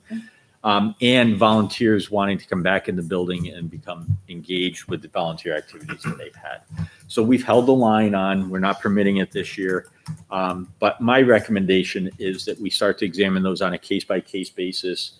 And when we can safely bring an organization in, that we get back to doing that. So, today's request du jour of the day was the Umpires Association apparently has always traditionally had a training at Campbell High School on a Saturday so that all the softball, baseball umpires can receive the PD that they need. And they said, we'd like to come back. Well, the umpires baseball and softball are going on, and I want trained umpires personally. So I think it's an opportunity for us to say, yes, you've always done it here and we're ready to bring you back. But by the way, here are the conditions of how you're going to come back. Temperature checks, masks being worn, Saturday. distancing. It's on a Saturday. There's distancing from our students. So, to say to Josh, look, they have the field at this time, so there's no practices to occur, et cetera. So, if you give us the latitude to begin to do that on a case by case, I think that will allow us to manage it and Michelle to start to get some groups back. Yeah, I mean, I get concerned. I also get concerned about, do we need custodial coverage too? So Right. that's another concern. But as far as volunteers, do you want to breach that, or you going to breach the volunteer one? Well, the same thing with volunteers, that on a case by case, we want to be able to examine, does it make sense? Some organization or some aspects of the school have had a high number of volunteers, but we really want to be kind of cautious as we go back into the volunteers. But it's Do again. you want to mention the vaccinations that we are considering? Requiring them to be vaccinated to come into the school. Yep. Because if there's, and I'm thinking predominantly about elementary. There's an awful lot of school volunteers and they're ever changing. They're not all the same all the time. So Yeah. I know that because I do checks on them all the time. Who's going to keep track of their vaccination cards? Well, we will have to. I do Take the a copy volunteer of it. program, so we'll have to. I think when they ask to be a volunteer, they would have to produce that evidence of the card, right? We'll take a copy and we'll put it in with their background check. We have not required that of our staff. We provided opportunities, but have left that up to individual choice. With volunteers, I think we're in a different position to say, for protection of everybody, we really want this. I'd like to make a motion then to allow the superintendent to, on a case-by-case basis, have the public utilize the facility and also for volunteers in our schools. Second. So we have a motion and a second. Any discussion? All in favor, say aye. Hold on. Oh. Just as long as it's phased in. I mean, you said one case by case, as long as we don't open the floodgates and we're using discretion as far as making solid decisions on. Like, you can't let 20 volunteers come into school Right. a day. No. But Right. this is my concern because Yeah. at the elementary level, you've got, and I think Yeah. Heidi could probably tell you, you've got a lot of people in that school, and that's why I've been Right. kind The of. thing is, we haven't had any. Right. So he's going to do it on a case-by-case basis. He's not going to say, okay, all 40 of you can come in because we don't need them. Right. Right. But my only concern would be consistency. I mean, that's, Right. the only Right. problem with case by case is you get into, oh, well, you let so-and-so in, but you didn't let so-and-so in. And so you guys know how to be careful with that, I assume. And you let one room parent in, you're going to have to let them all in. So maybe you don't let room parents in if that's the volunteers you're talking about, Structure. or, whatever it is you guys are going to do. That's my only concern, is just I foresee concerns in that area. Discrimination because Well, I someone think- might not want to get. I think the vaccine. weather is working to our advantage I because agree, now you've yeah. got the outdoor facilities, you could start there. Yeah. You don't have to necessarily open up the school building to Right. them. Right. So that's a good place to start, and hopefully by fall we'll be in a better Right. place to start easing Well, back into A that. good example is Girls on the Run. You know, that program went through, it was examined, it was discussed. They do not, again, my daughter's doing it, so I can say they don't have access to the building during that time period. They are outside. As soon as attendance is taken, they're outside. If the weather isn't correct for it, they're not having it that day versus moving Yeah. to the gym as they would have in previous years. So I think adjustments, you know, things like that can be made. Again, I just worry about the complaint of. The day-to-day volunteering Yeah, in the classroom. Correct. Yeah. Yeah. Yeah. Yeah, you're right. They had There is a lot of they had people. Really good plan, though. We both thought They- they had an excellent And, plan. and again, we asked, they submitted the plan. So, okay, you're interested in running this Mhm. program. What's your plan? Girls Girls on the Run. Mhm. But they were supported by a statewide or national Yeah. organization that Sure. came forward to say, here's the plan. So, It was you know, really well written. you know, if you're talking about volunteer to go in the library, I think the question would be back to the librarian, what's the plan? Mhm. Draft it out. How many are we talking? What's the task? Mhm. You know, and so forth. So we would want to be really specific. And do we need one volunteer? Do we need two volunteers? You know, how many at a time? All of that would have to be spelled out in order Right. to be And approved. I think you have to look at every situation differently. And, you know, like you bring up the librarian, right? We're like 6 months, 7 months into school right now, and they haven't had any. So they've survived. They can survive another 2 months, and then we can go on, you know, and look at it next year. I agree, Brian. I think that's the other thing is that, you know, we've learned from the pandemic how to do things differently. So what did we learn from that? And how do we not just revert back to the same old I practice? think the bigger thing is the use of the facility from the public as opposed to the volunteers, because, I mean, they've been shut out. I mean, all these organizations have been shut out of our facilities, and they're public facilities. So they should be able to get utilized. And, you know, like you said, we're in a totally different situation we were a year ago. Yeah, so step in the right direction, I think. Now, if the town would just do the same thing with the library, maybe open that thing up, you know? But how can you discriminate against someone who doesn't want to get vaccinated? Well- I mean, it's not my thing, but I would see that as just, my choice is not to get vaccinated. How come I can't go into school if I Because follow you need to be masks? vaccinated. As a, Yes. I think as a school district, our number one priority is the safety of our staff and students. Mhm. So I think we do have that discretion with Okay. a volunteer. Just asking. It's no different. We require them to wear a mask.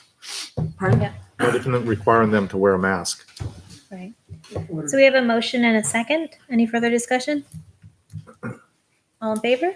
Aye. Aye. All opposed? Abstain?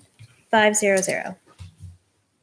Thank you for that. And then the last thing is your enrollment update for March of 2021, kind of an unremarkable enrollment year. You know, our numbers have not shifted all that much over the course of the year. So you see the March number. I think probably the more noteworthy thing is to look at the current registration for kindergarten. Yeah. Yeah, what's the Those number? jumped. 76, Now 74? 43, 64, 73. We're on an upward tick here. Yeah. So that's something that Dan actually called me the other day and said, I'm starting to get nervous. I said, So- okay, Yep. let's sit down and we'll go through the numbers and exactly what staffing allocations, et cetera. His first grade number is up to 77 also. He hit, what was it, 80 by June last year. But, you know, I'm looking at 66, 69, 77. I do think parents are now thinking next year. Mhm. There's a relief as they start to get shots and grandma and grandpa get shot. Everybody's starting to look ahead. So we're going to keep our eye on these numbers. We have those magic numbers for kindergarten and first grade that once we hit them, yeah. School board comments?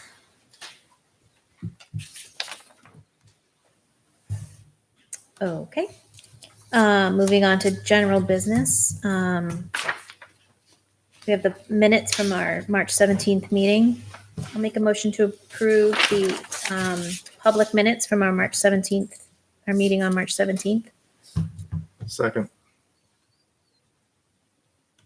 All in favor? I had a question. Sorry. Liz, did you vote for Tina as president? I mean, as chair? I thought you did. You did not. No. Oh, I thought you did. Okay. Okay. Any other questions or discussion? All right. All in favor of approving the minutes for March 17th? Aye. Aye. Aye. All opposed? Abstain? Aye. Oh, that's right. You weren't here. Well, she kind of was.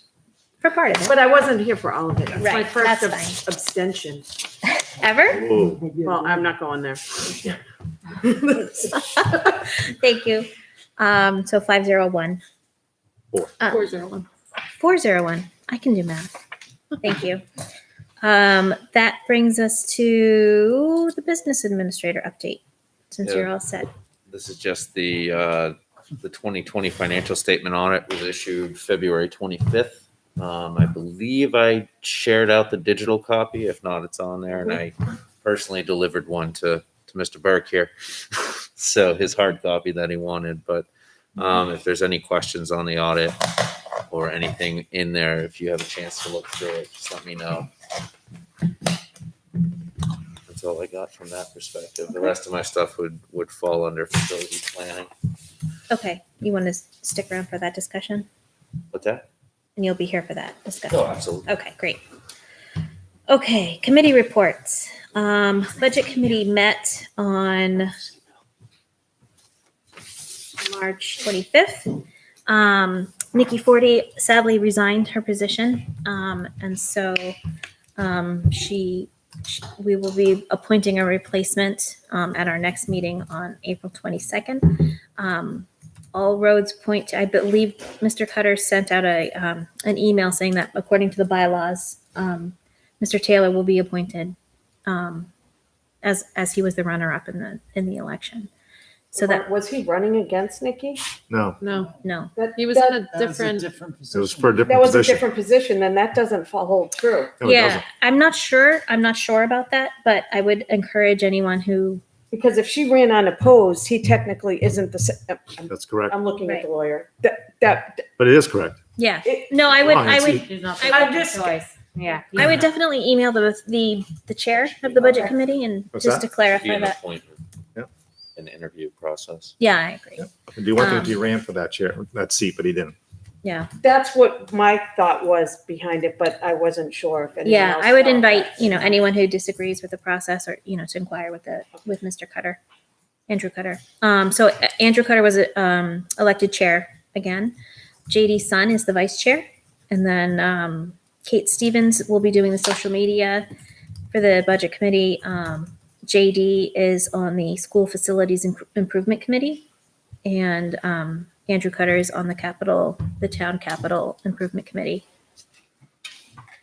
And that was just about it. We meet again on the 22nd. I had 3 meetings.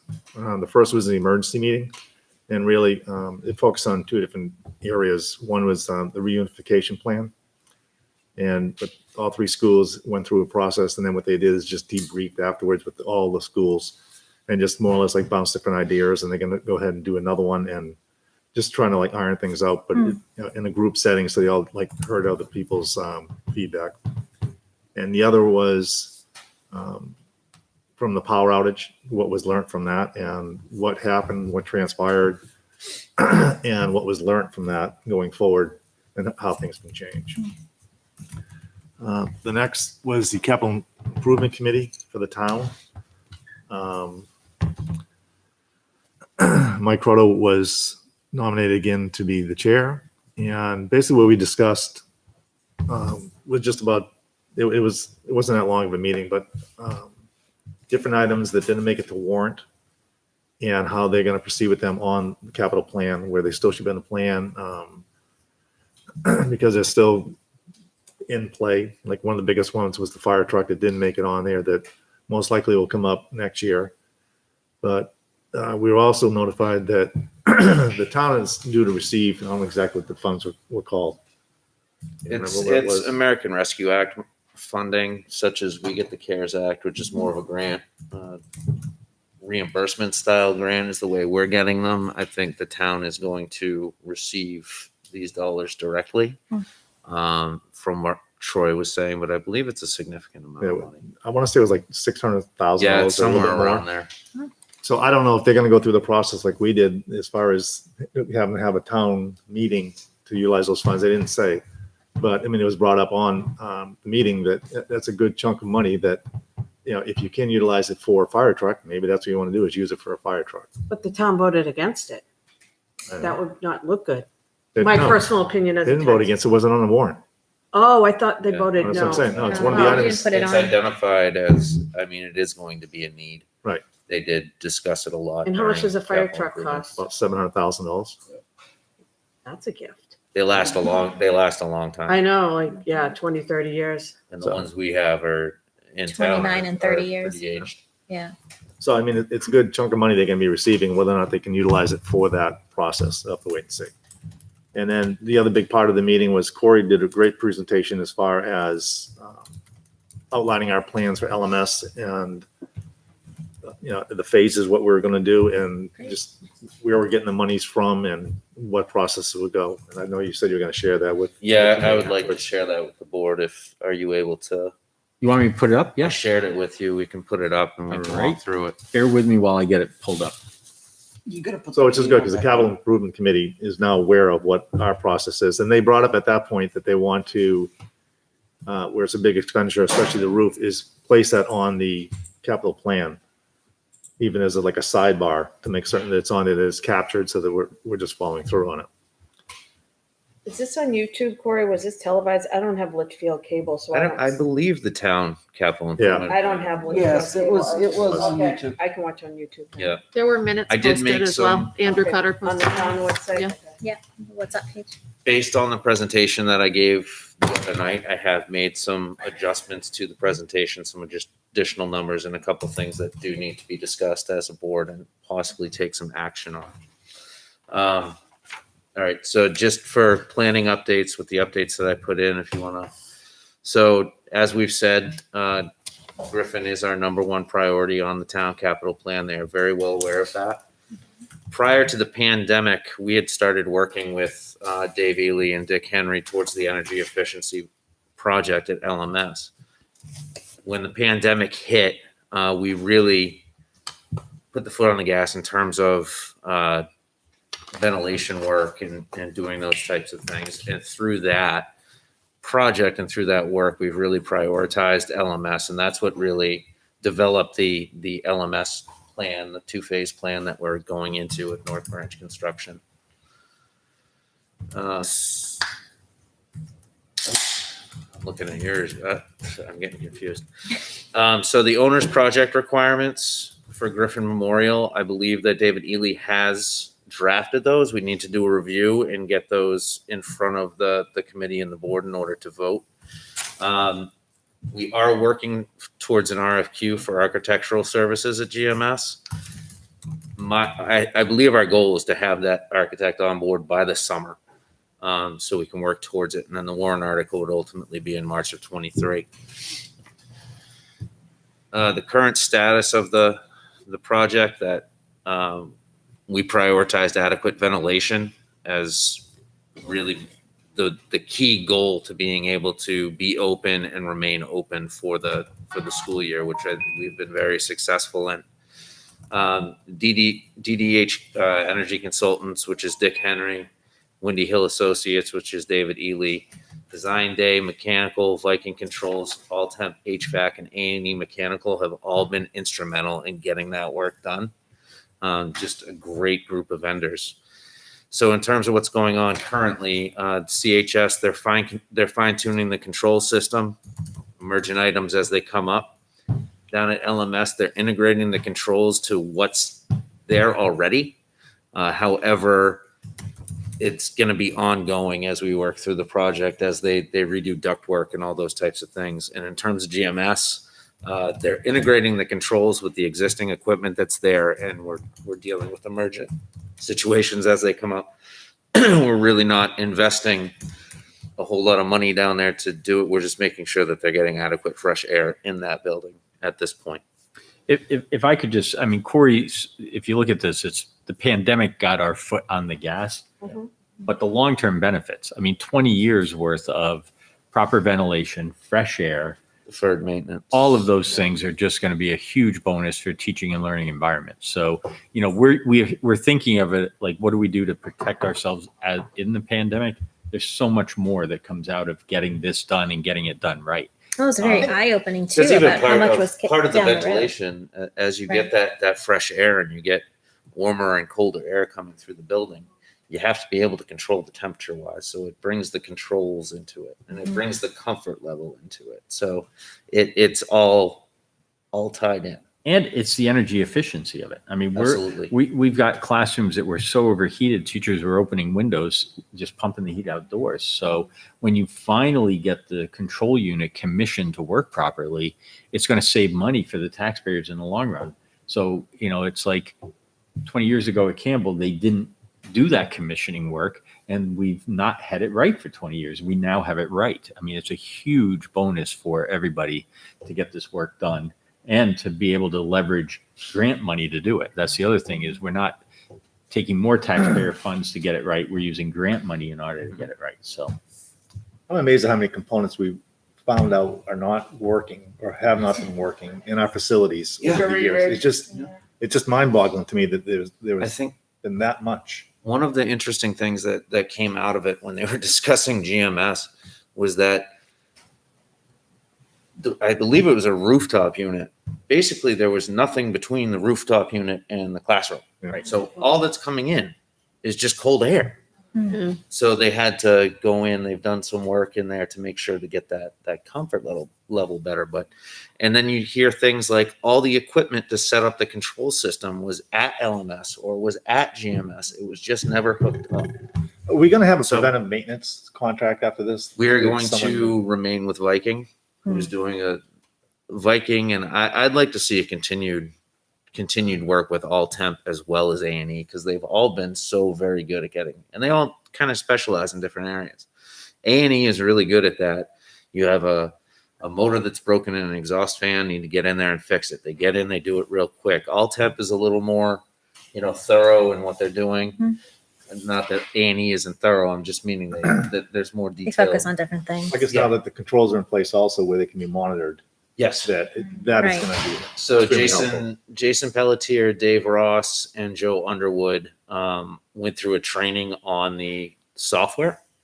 And now I'm going to go in and meet with Jason and Dave, and I'm going to get a feel for it. So we have backup and support for each other. I mean, Dave right now from his home laptop can see the control units in all 3 schools. Never has that happened. Yeah. He can see, if there's an alarm that comes like, hey, it's getting freezing cold here. What's going on? Oh my gosh, the boiler's down. I now can respond to that. But we have that access, which we never had before. The other thing, to Brian's point, I can't tell you at Campbell how many miswired thermostats you found. So the thermostat had been installed. Now picture these guys building the school, and they're sticking it on the wall, and they're sticking wires in the back of it, but they reversed it. So hot is cold, cold is hot. The thermostat's reading backwards. I believe it. Okay. Where was that? Where was These that guys one in the found, SAU? well, we found one in the SAU office. We've never had the heat right in the SAU office. And all of a sudden the guy's like, well, the one here in Barbara's office that controls it is wired backward, because we never commissioned it and never got discovered. 20 years of what's going on. We had You that. turn the wires around and you have the heat properly working. They went Think in of that. their initial check on all the heating systems, and he pointed a gun up at there's radiant heat Heat in our gun. ceilings. So he points, yes, a heat Thank you. I just wanted So to he points clarify. us up to see it, and then he goes up, he lifts up the thing and looks at it. I'm like, yeah, I don't even know what that's hooked up to. He's like, it isn't hooked up to anything. So he did a couple things. He's like, that should work now. Yeah. That's 20 plus years. It's mind-boggling. mind-boggling. It really is. But we're on it. Yeah, we are Gaining. now. We're gaining. All right. LMS. So, as we reported, we hired North Branch Construction, I believe 2 weeks ago. We're still working on the details of the A133 contract with them, and we extended the contract. We're also working on the architect's contract with David Ely. He's going to remain with us through the project. So phase 1, this summer, we're looking at the main office renovation at LMS to add a conference room, revamp the teacher's room space, and revamp the guidance area, and HVAC 1.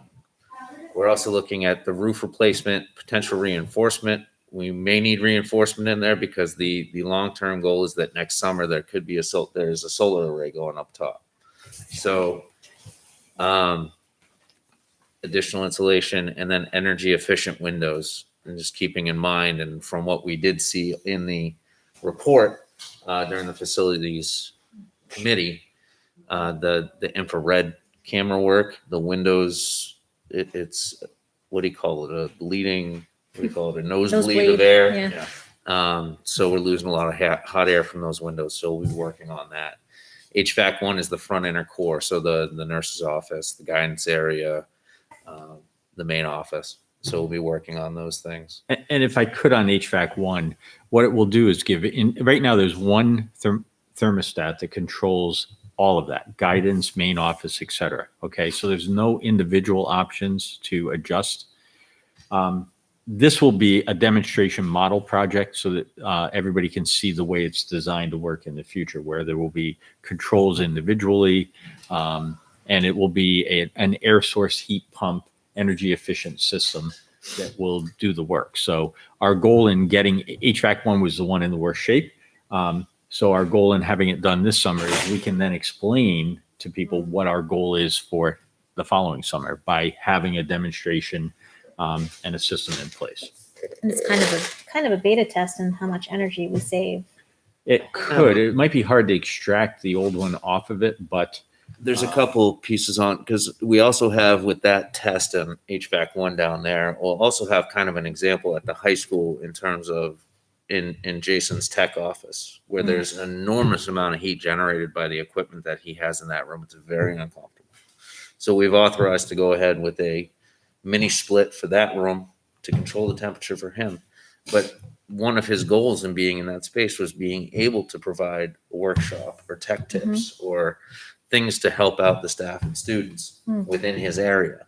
So this will be an example right in that building too, to be like, hey, this is the direction we're heading in terms of comfort control or climate control in the building. I'll also mention that, I don't know if I mentioned the renovation of the LMS kitchen, that could either be this summer or next summer. It really depends on timing and what it's going to look like to get materials.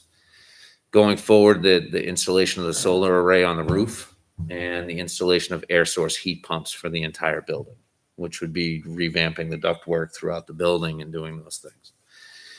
Our goal, achieve energy independence in LMS and set the building up for another 30 to 40 years of usage without having to be too concerned about anything.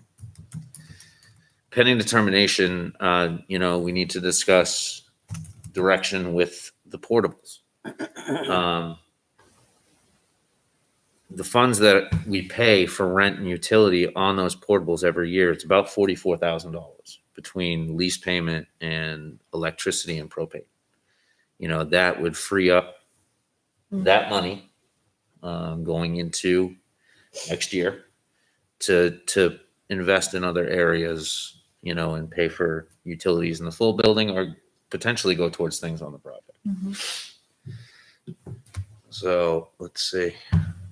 This is just an overview of the funding. So the Supplemental Public School Relief Fund, the first batch of money that we got, that's been paired with ESSER 1 grant funding, which is a reimbursement-based grant, and that's a majority of the ventilation work has been paid out of those funds to date. Part of our goal is to use existing funds as much as possible. So between CARES ESSER 2, which is coming, CARES ESSER 3, which we don't have too many details on, just an estimate on the amount. On the next page, it will show some of what these amounts look like. FY21 year-end fund balance, municipal leasing, which is very, very low at this point in time, but we would use everything we have available before we go to that point. The capital reserves and expendable trusts that we have on hand, which is about $1 million, and the impact fees, which the town is a custodian. Me and Mike have been discussing getting on a planning board meeting agenda to go discuss that with them and see if we can work out a strategy with them where their funding of the impact fees makes a little more sense and is more consistent with where the usage is needed.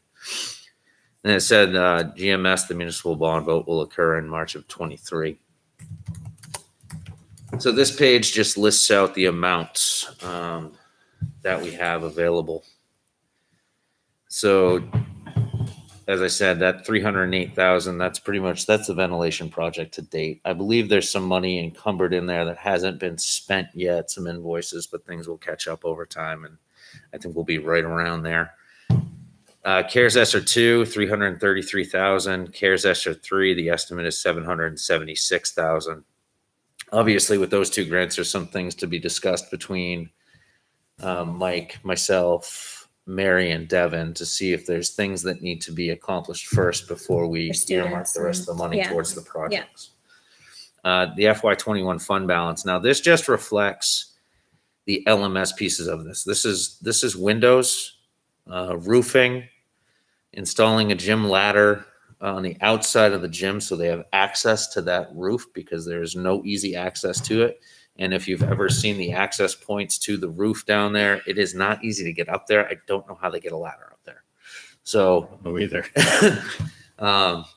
so working on that. It includes the kitchen renovation, our estimates on that. And I think there's another piece, but we'll see. The main I office. did include, the main office. I did include a listing on the next page.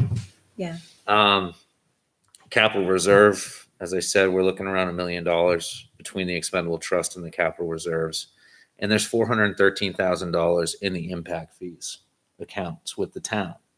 To determine what we can use that for, or request it, or what we need to do. So we will get, as noted before, we'll get on the agenda for a planning board meeting. Go ahead, Mike.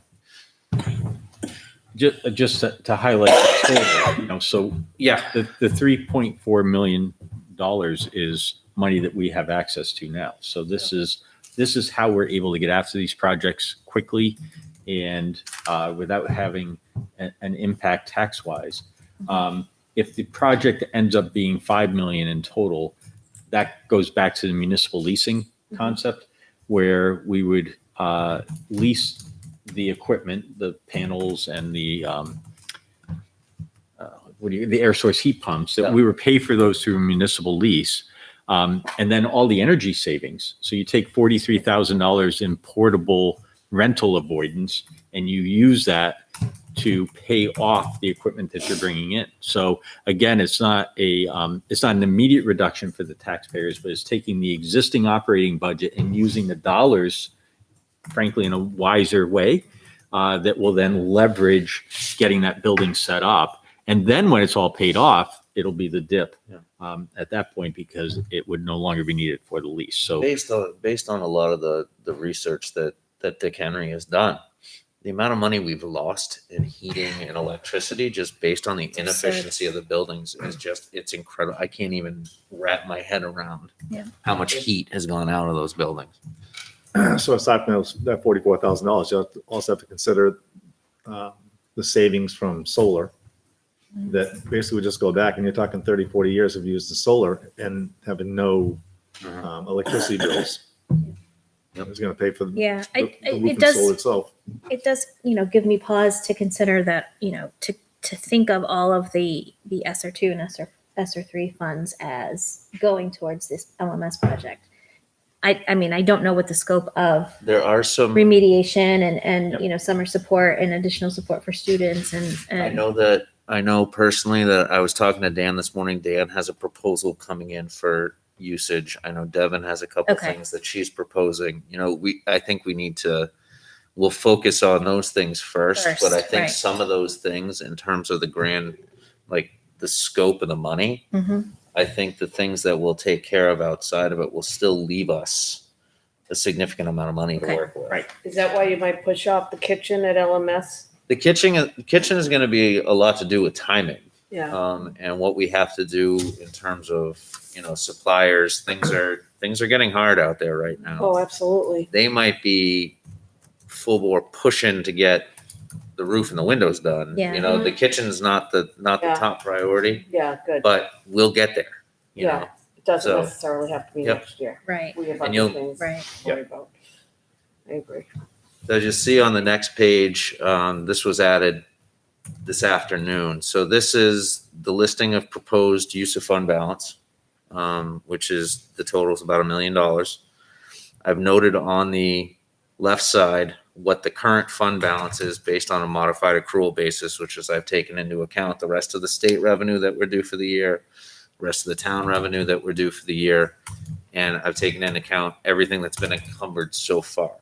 This is making my eyes burn. I know, when it's way too small. I know I couldn't figure out how to change the background in it so that Sorry. when I pasted it in there, everything was blue and you couldn't see any of the numbers. So I just We wanted have to- that somewhere though, right? That's, He gave it to us last meeting. yeah. Yeah, it's been adjusted. Me and Mike have actually gone through it Okay. and adjusted some things.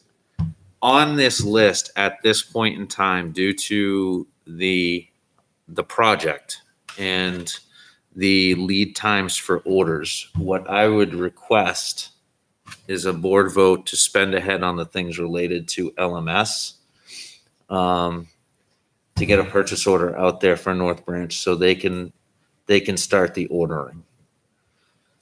Because if we wait until June to bring this list forward, we're, in terms of the project, we're gonna be dead in the water at that point, personally.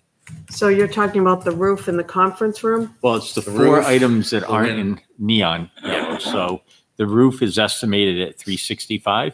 The windows are estimated at 330. The windows need to be ordered like yesterday. Yeah, yesterday, yeah. The conference room and the file room renovation, we have estimated at about $40,000. That's to relocate the conference room to the main lobby of the school. And the kitchen space, we have estimated at 75. But I'll tell you, I had a conversation with a facilities director in another district today that did this, and they got out of it for about 35. Yeah. So, we're putting numbers on this. We still have to get it squared away, but.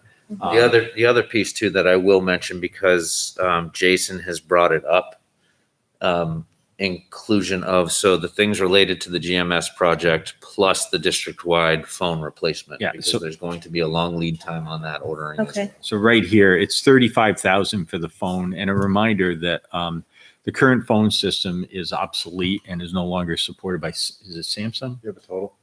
Can't dial by name. No.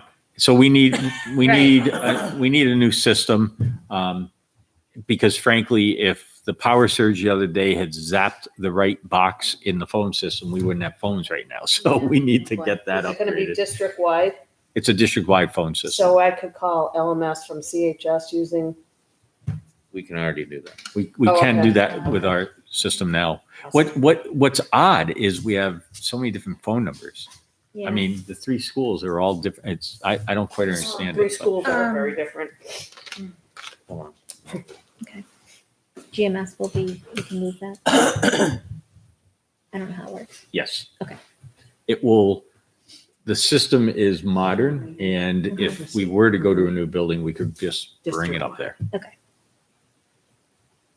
Is there anything on there about lights at CHS in the back of the building? I know Heidi and I were there at night and it was so 6 o'clock, dark 3 when by the So if time you we look went in at 7 here, o'clock. the last item we have is district-wide exterior lighting conversion. Mhm. Our feeling is that the older style lights are so dim. Yeah. That we really envision an LED system. Mm-hmm. And if we're going to start on an LED conversion, exterior lighting, because those things use a ton of electricity. It just was so dark It thinking was. of students coming and going Yeah. day and night. Were there lights out, or was it? No, I just thought it was It's just dark in Just that dim. corner. there was one, I don't think the light by the locker room or whatever, that Cougar Den was working. It's just very, very dark.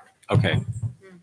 We'll have to take a look at that. I've So heard, do you- by the way, if you drive by LMS, it's like The outlet mall? lit up bright now, There's where strip. before it was so dim, but now the new Brian's entry. known that before, where you have the Mm. canopy. It's like this giant beacon, and then you have one light in the parking lot that's like really, really bright, and then there's the dull little sad light. Oh. So they have the Outside of the LED lights parking in the canopy, Corey? Do What's they have that? the LED lights in the new canopy? I think they. Oh, Yeah, that would do it, yeah. It's like the sun. But then you see the little, like, almost like residential style hallway lights in the other two canopy areas, and it's But for the 10 or Switch 'em 20 out. times a year, kids are coming at night. No. You can't have those schools lit up.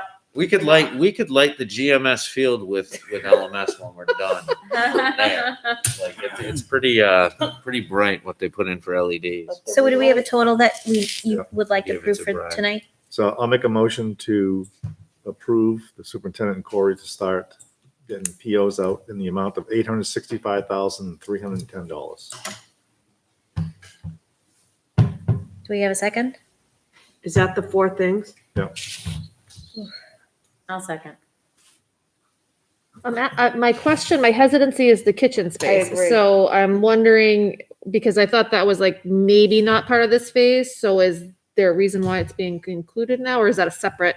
I'm going to include it in case they decide to move forward and start ordering, because that's going to include like the cooler, which I imagine we would need lead time to get as well because it's made of steel.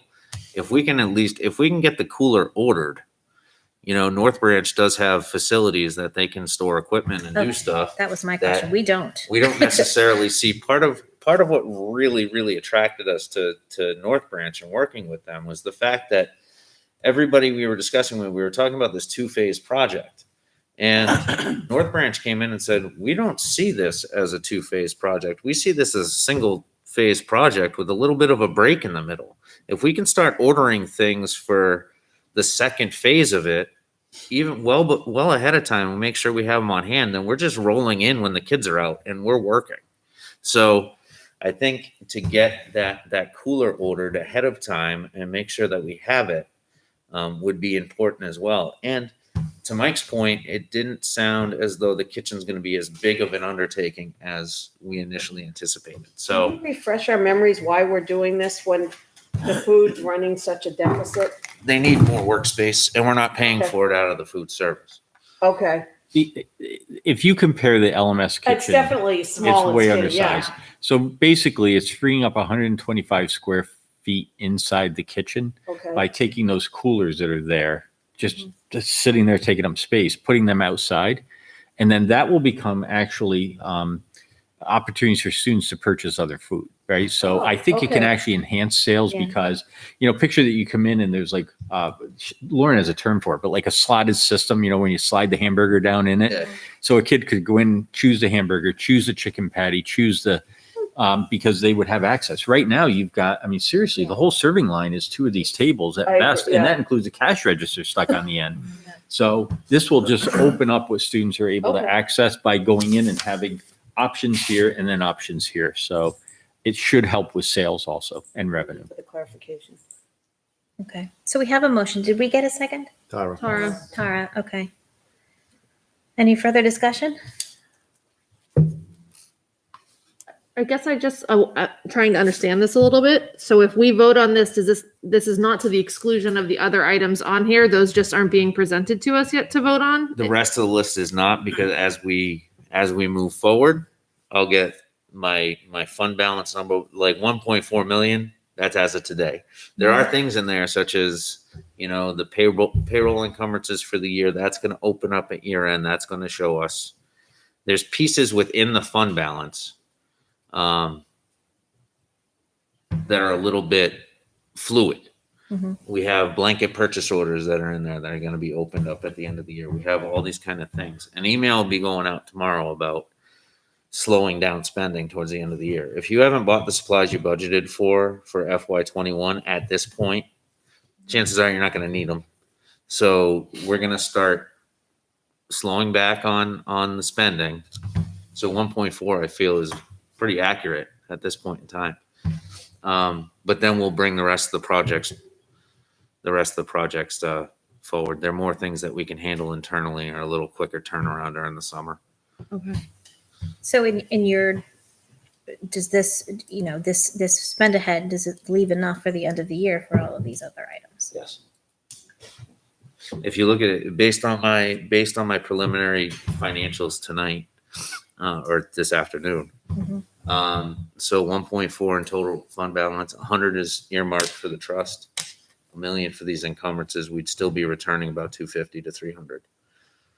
So So just for clarification for Heidi, that I think if the kitchen doesn't come in at what you've budgeted, if it comes in 20,000 less, like you were potentially saying, that money doesn't get just rolled in and spent on something else. No. Goes It back to wouldn't- the It's town. just up to the max. Yeah. anything that's encumbered on this type of listing for year end, you spend it towards, you track what's spent against that purchase order, and that's Right. the mechanism we use for encumbering is the Right. purchase order. whatever we don't spend, if it was associated with a year-end fund balance amount, Yeah. we hold that purchase order to year end, and when we release funds, we make sure it's part of the fund balance return. I guess, like I said, my only concern is and I'm looking to you two for your professional opinions on this. You are prioritizing those LMS projects and expenditures over the other items on that list, such that if for whatever reason that 1.4 million isn't there, something happens, it is more important to have those four LMS items purchased and bought than the other list of items. They would be priority one, the rest of the items would be priority two. Okay, I just want to make sure I If we understand come to that. a point where we have to review fund balance and what's left on that listing, we reprioritize it. But I think the LMS project is, let's keep our foot on the gas and get the ordering started. And I think the other is that, like, ordering windows, we need to get that done, right? Because there's a lead Right. time for them to manufacture it and then to get here and to install it. For sure. Roofing is another one. Yeah. That, having the material to put up there. So material's half of the battle. The other half is roofers are very busy. Summer is their time. Yep. And there's a labor shortage. So getting it scheduled and somebody committed to get that done is another aspect of it. I don't have any hesitancy on the roofing. I don't have any hesitancy the- on the windows. Yeah. It was the kitchen. Kitchen. Yeah. That was where is that this year's priority over Chromebooks, over all the other things that were listed on that list? What's- I'm not sure. Nick from North Branch visited with us today down in LMS, which was a great meeting, I thought, personally. I agree. And he was talking about certain things like we've talked about in a project, trying to identify parts of the HVAC system that could be reused. And he's like, well, you're already in there. And he also was talking about LED lighting in all the hallways down at LMS. He's like, you're already in there. And that's kind of our feeling with the kitchen. We already have this. Rather than going out and bidding another project, they're already in there. They've got their crews in there. They've got all their subs in there. Let's have them do it, because we would up the price by having to go to bid again to do that. So anything we want done in that building that's going to queue us up for another 30 to 40 years, which includes the kitchen. We've got this construction management there. Let's get it done. Okay. Okay, are we ready to vote? Any other discussion? Okay, all in favor of encumbering? Is that what we're doing? 865, No. Spend ahead. Yeah. okay, Spend ahead would be the more familiar one that people are. okay. All in favor of spending ahead $865,310 from the end of year funds towards the LMS projects? All in favor, aye. Aye. Opposed? Nay. I mean, abstain. I'm not a nay. 500. Thank you. Thank you so much. One of the things that North Branch was doing today was measuring the windows. So if he goes through good. and does that, inspects it with David Ely tomorrow, and I can issue a purchase Get those order. ordered. David Ely's they're gonna get that order in Great. as soon as possible. Thanks, Corey. Brian, did you have anything else to I add did. from facilities? Yeah, actually, I got two things. Okay. The first is, Michelle, if you can check the invite list for the facilities meeting. Steve Weber says he did not receive an invite. And I just looked at the one he just sent. I don't know how John David's son got here because he wasn't invited either. Oh, no, I invited John. It had to be an external invitation. Okay. Okay. But Steve Weber did not receive an I'm invitation. surprised because I remember when it's sent, it asked me, do you want to send to these senders? That's very strange, but I will check. In fairness, Brian, I'm looking at the invite. Steve was invited and Steve accepted the invite. Okay. Well, So, what he just sent me, um, his name wasn't on there, so that's why. It went to the Litchfield nh.gov email address, Okay. and the same thing with John. John went to the same address. Yeah, it's external, so it sends separately than I think he ours, may be but watching this meeting anyway, so. Maybe he forgot. No, he says he didn't receive it, so I'm sure he'll go That's look for probably it. where he heard about it. Yeah. And the other I want to wait for Tara to come back if I could, only because I want the board to be here.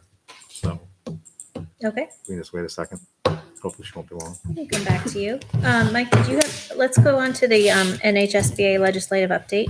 Did you Yep. have anything on that? I don't, you There's so know, many things. the many emails are fast and furious. The Yeah. activity going on in Concord Mhm. is fast, furious, and needs watching, to be honest. So I just encourage the board to watch those emails when they come in. There's tons of nuggets in them. I mean, I'm at the point where it's almost overwhelming because it's so It's fast. way overwhelming, yeah. And I'm really just trusting that NHSBA, I think they're spot on with Mhm. representing the interests of school boards. I think the School Administrators Association is spot on with representing those of us in central office and other administrators. So Mhm. we just have to keep trusting those organizations. And when they send out one of those rally calls, like, hey, here's one we're really concerned about, Mhm. that process of logging in and registering the opinion is so simple now. Yeah. I encourage you to do it. And I try to do it every time I get one of those. So Thank you. welcome. So the other point, as far as the facility meeting we had, and Corey touched on a lot of it, but one of the agenda items we had and the discussion we had, Tom Leckliter was here, and we started preliminary discussions, because I know that Mike, you still have some concerns, and so does Devin, so there's still a little tweaking to do. But we discussed moving the fifth grade portables in the building. Not the Yeah. pillar. Fifth grade Yes. classroom. Are you Yes. gonna build a- Okay, just, yep. So Tom presented that, there is room within the building. He's done there, but there'll be a few other like little tweaks here and there. And as you saw, the savings from those units will save us about $44,000 a year. So what I'd like to do is I'd like to make a motion to have those things removed the last day of school. I don't care if it's filled with all the teacher stuff, just get them out of there. And then I'd also like to task the superintendent to work with Tom Leckliter to develop a plan to get those kids in there. But we're done with those things. We just have to be done. Well, I think we need to give them a few days to clean their Okay. stuff up. Yeah, I think that's fair. Which- Okay, so there is a motion to authorize superintendent to work with LMS administration to move the fifth grade classrooms inside the building and to Remove remove the and not renew the portables contract. at the end of this year.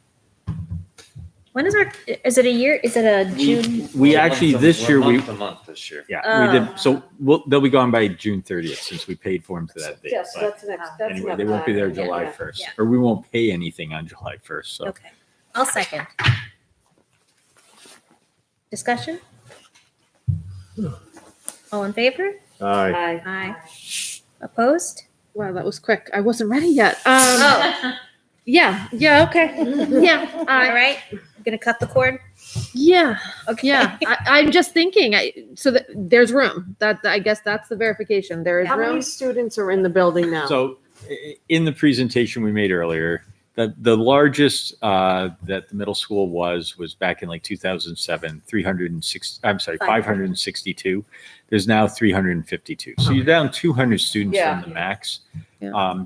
The other piece that's sort of in our favor at the moment is that the rising fifth grade has 77 Small students class. in That's it. a small class. So it really, Transitions. and, Tom, we're still talking about exactly how to configure it, but there's a conceptual diagram that's pretty close to probably what it's going to look like. There's tweaking to be done. I've but- always thought they were a security risk. I didn't like the kids going in and out of the building. been I too didn't long. like anything Yeah, about it. it's just been too long. We've I dumped think so much You, money. you hit the Yeah. nail on the head. Aesthetically, when you pull in to have that view is just not going to be what it is now.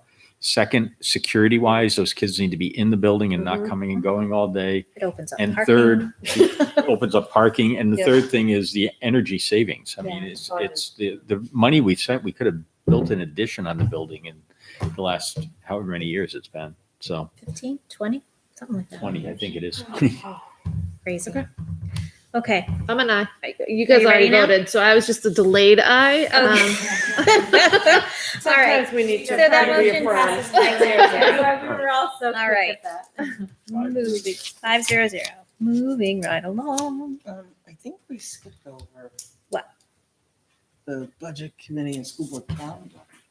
Oh, just a quick Oh, we update. did. So we have scheduled, I meant to do this after Tina reported on the budget Sorry. committee, but we have a meeting scheduled with Chairman Cutter and JD Sun Brian and Tina, just to talk about the budget development process. So last year we tried some things that were a little different. There's a draft calendar from the budget committee. We just want to have an opportunity to make sure that we're getting it right this year. And so that's still kind of up in the air, but I think the meeting is next week. So we'll keep the board informed as to how that all shapes up. And that's a remote meeting, right? It's a remote meeting. Okay. And yeah, the budget committee will have to approve the budget committee calendar anyway at our April 22nd meeting. So I'll keep everybody posted after that point. There's a draft calendar that sort of reverts back to the way it was. I know there were some concerns from the budget committee, but we feel we can address those concerns and keep the process streamlined for both the board and the directors and principals, so that we can really kind of minimize the number of nights out to get the budget developed and questions answered on it. So we'll see. I'm hopeful that we can come up with a plan.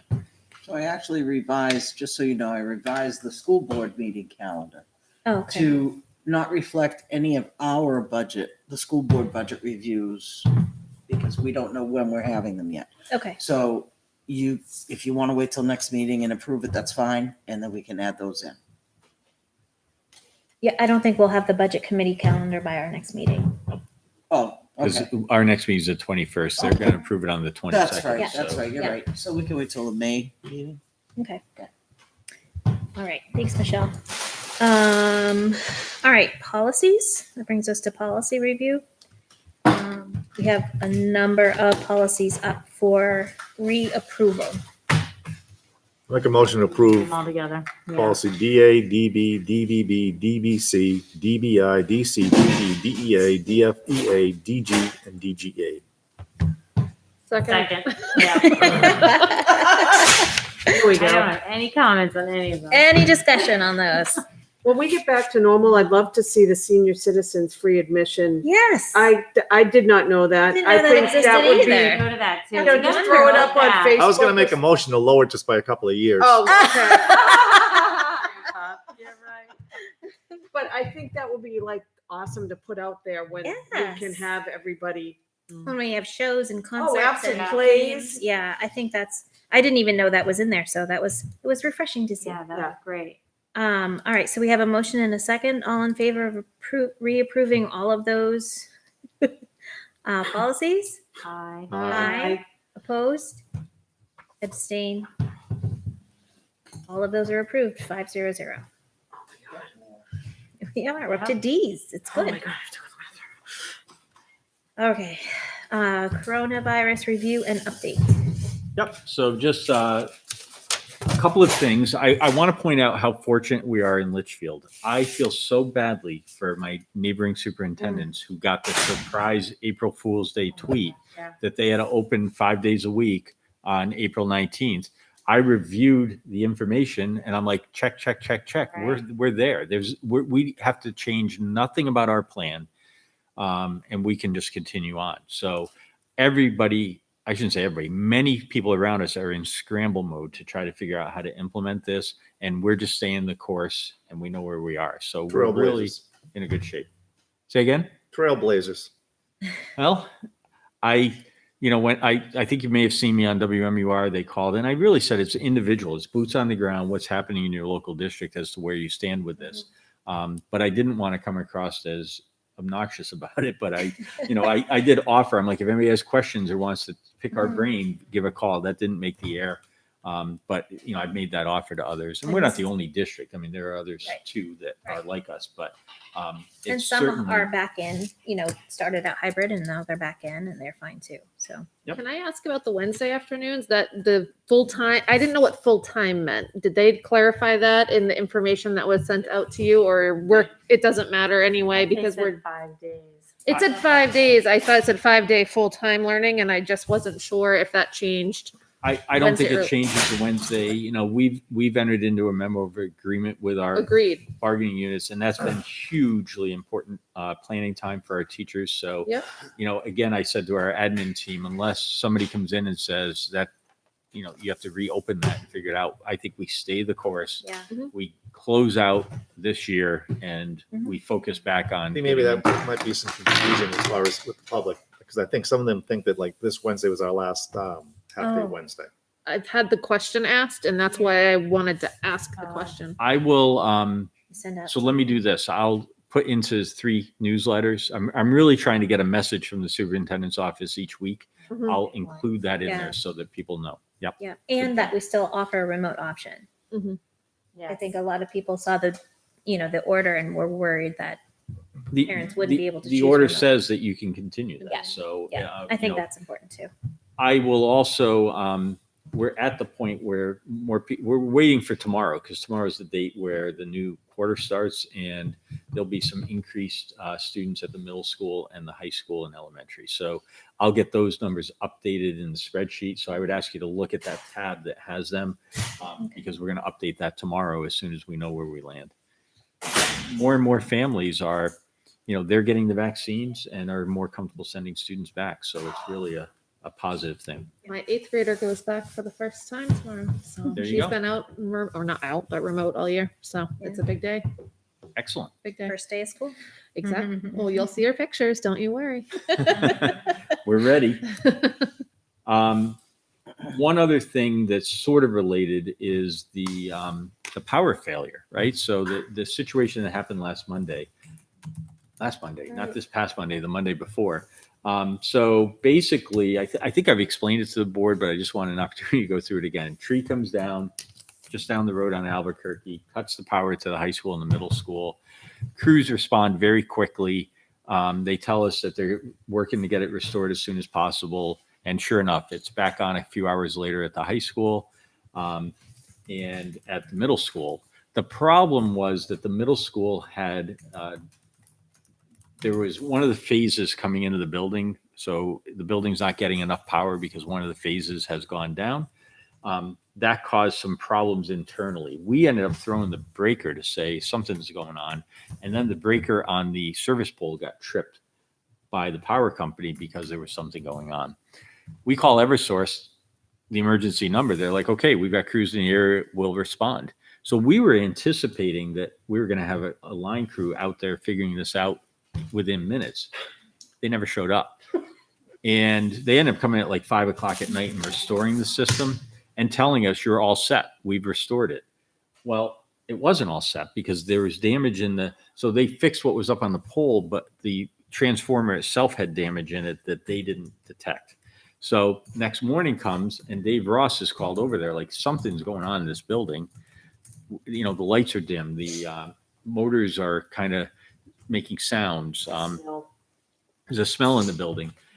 So he called me at 7 a.m. to say, I don't think we can put kids in this building today. I got the electrician here and he's saying there's something wrong. They think it's still on the Eversource side.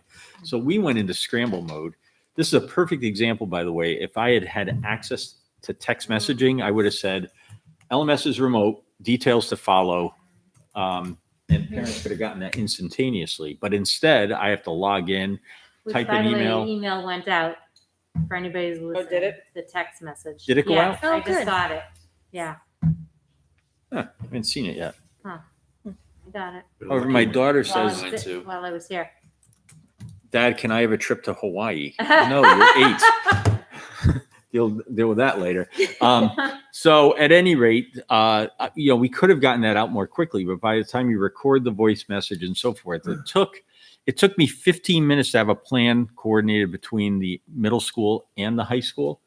And then it took me another 15 minutes to type the message, record the message, send the message, get it into people's boxes. So we did it as quickly as we could, but it is a little bit on the clunky side. So meanwhile, parents are stacking up to be told, sorry, we're transitioning. It wasn't ideal by any stretch, but it was as quickly as we could have gotten that thing turned around. So a big thank you to everybody, staff who then had to shift into remote teaching mode. Parents who had to figure out how to shift their schedules in order to have a middle schooler at home.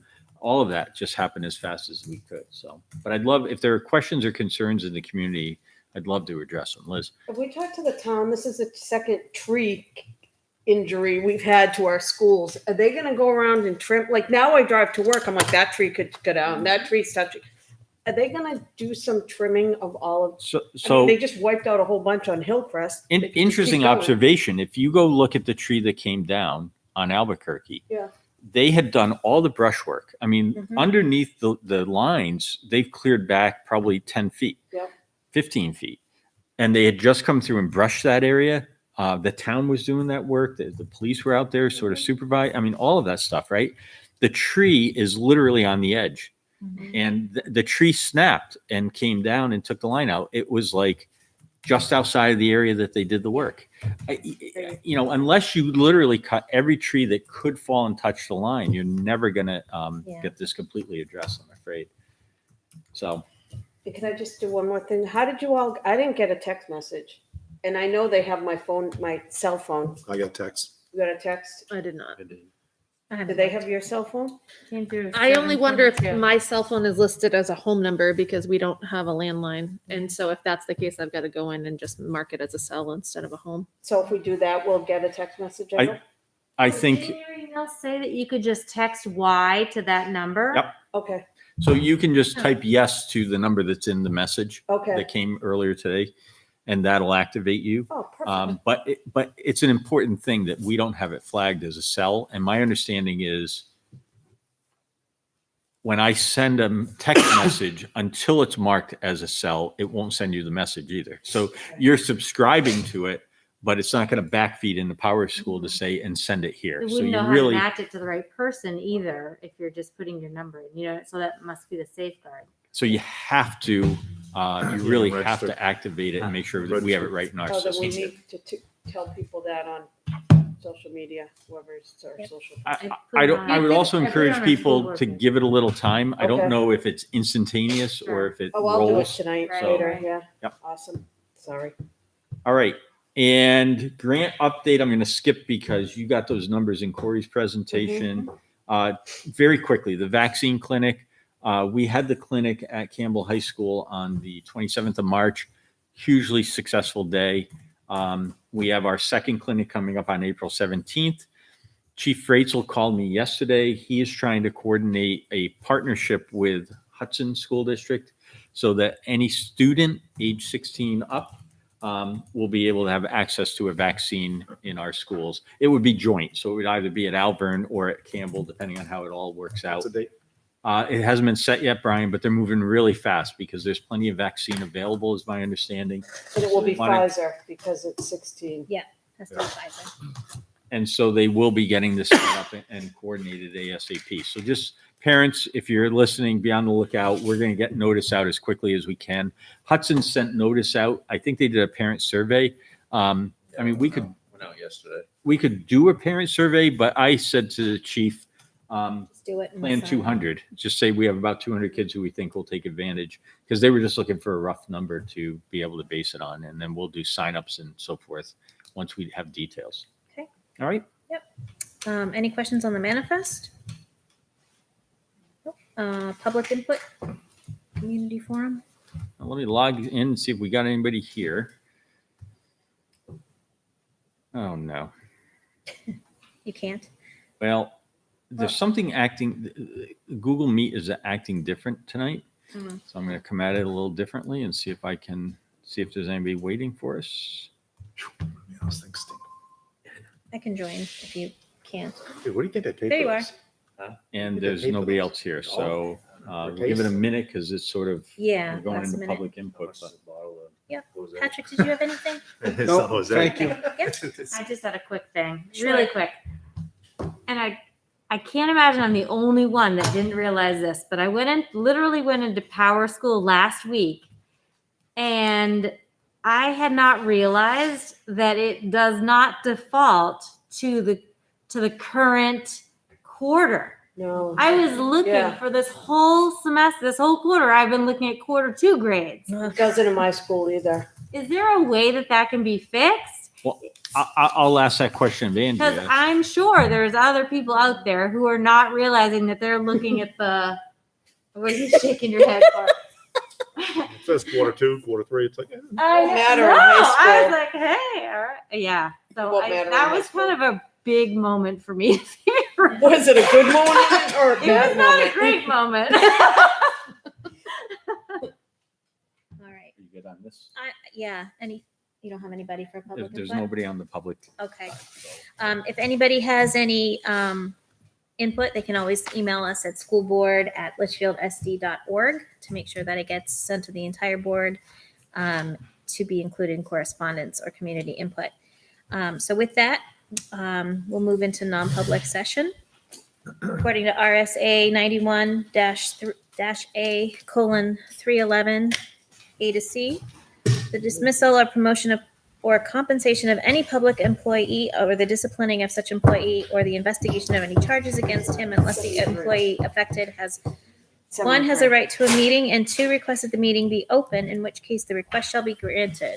Hiring of any person as a public employee or matters which, if discussed in public, would likely affect adversely the reputation of any person other than a member of the body or agency itself, unless such a person requests an open meeting. Need a roll call vote to go into non-public? Yes. Faster. Yes. Yes. Yes. Yes, and I'm a yes. So thank you, and our next meeting is April 21st.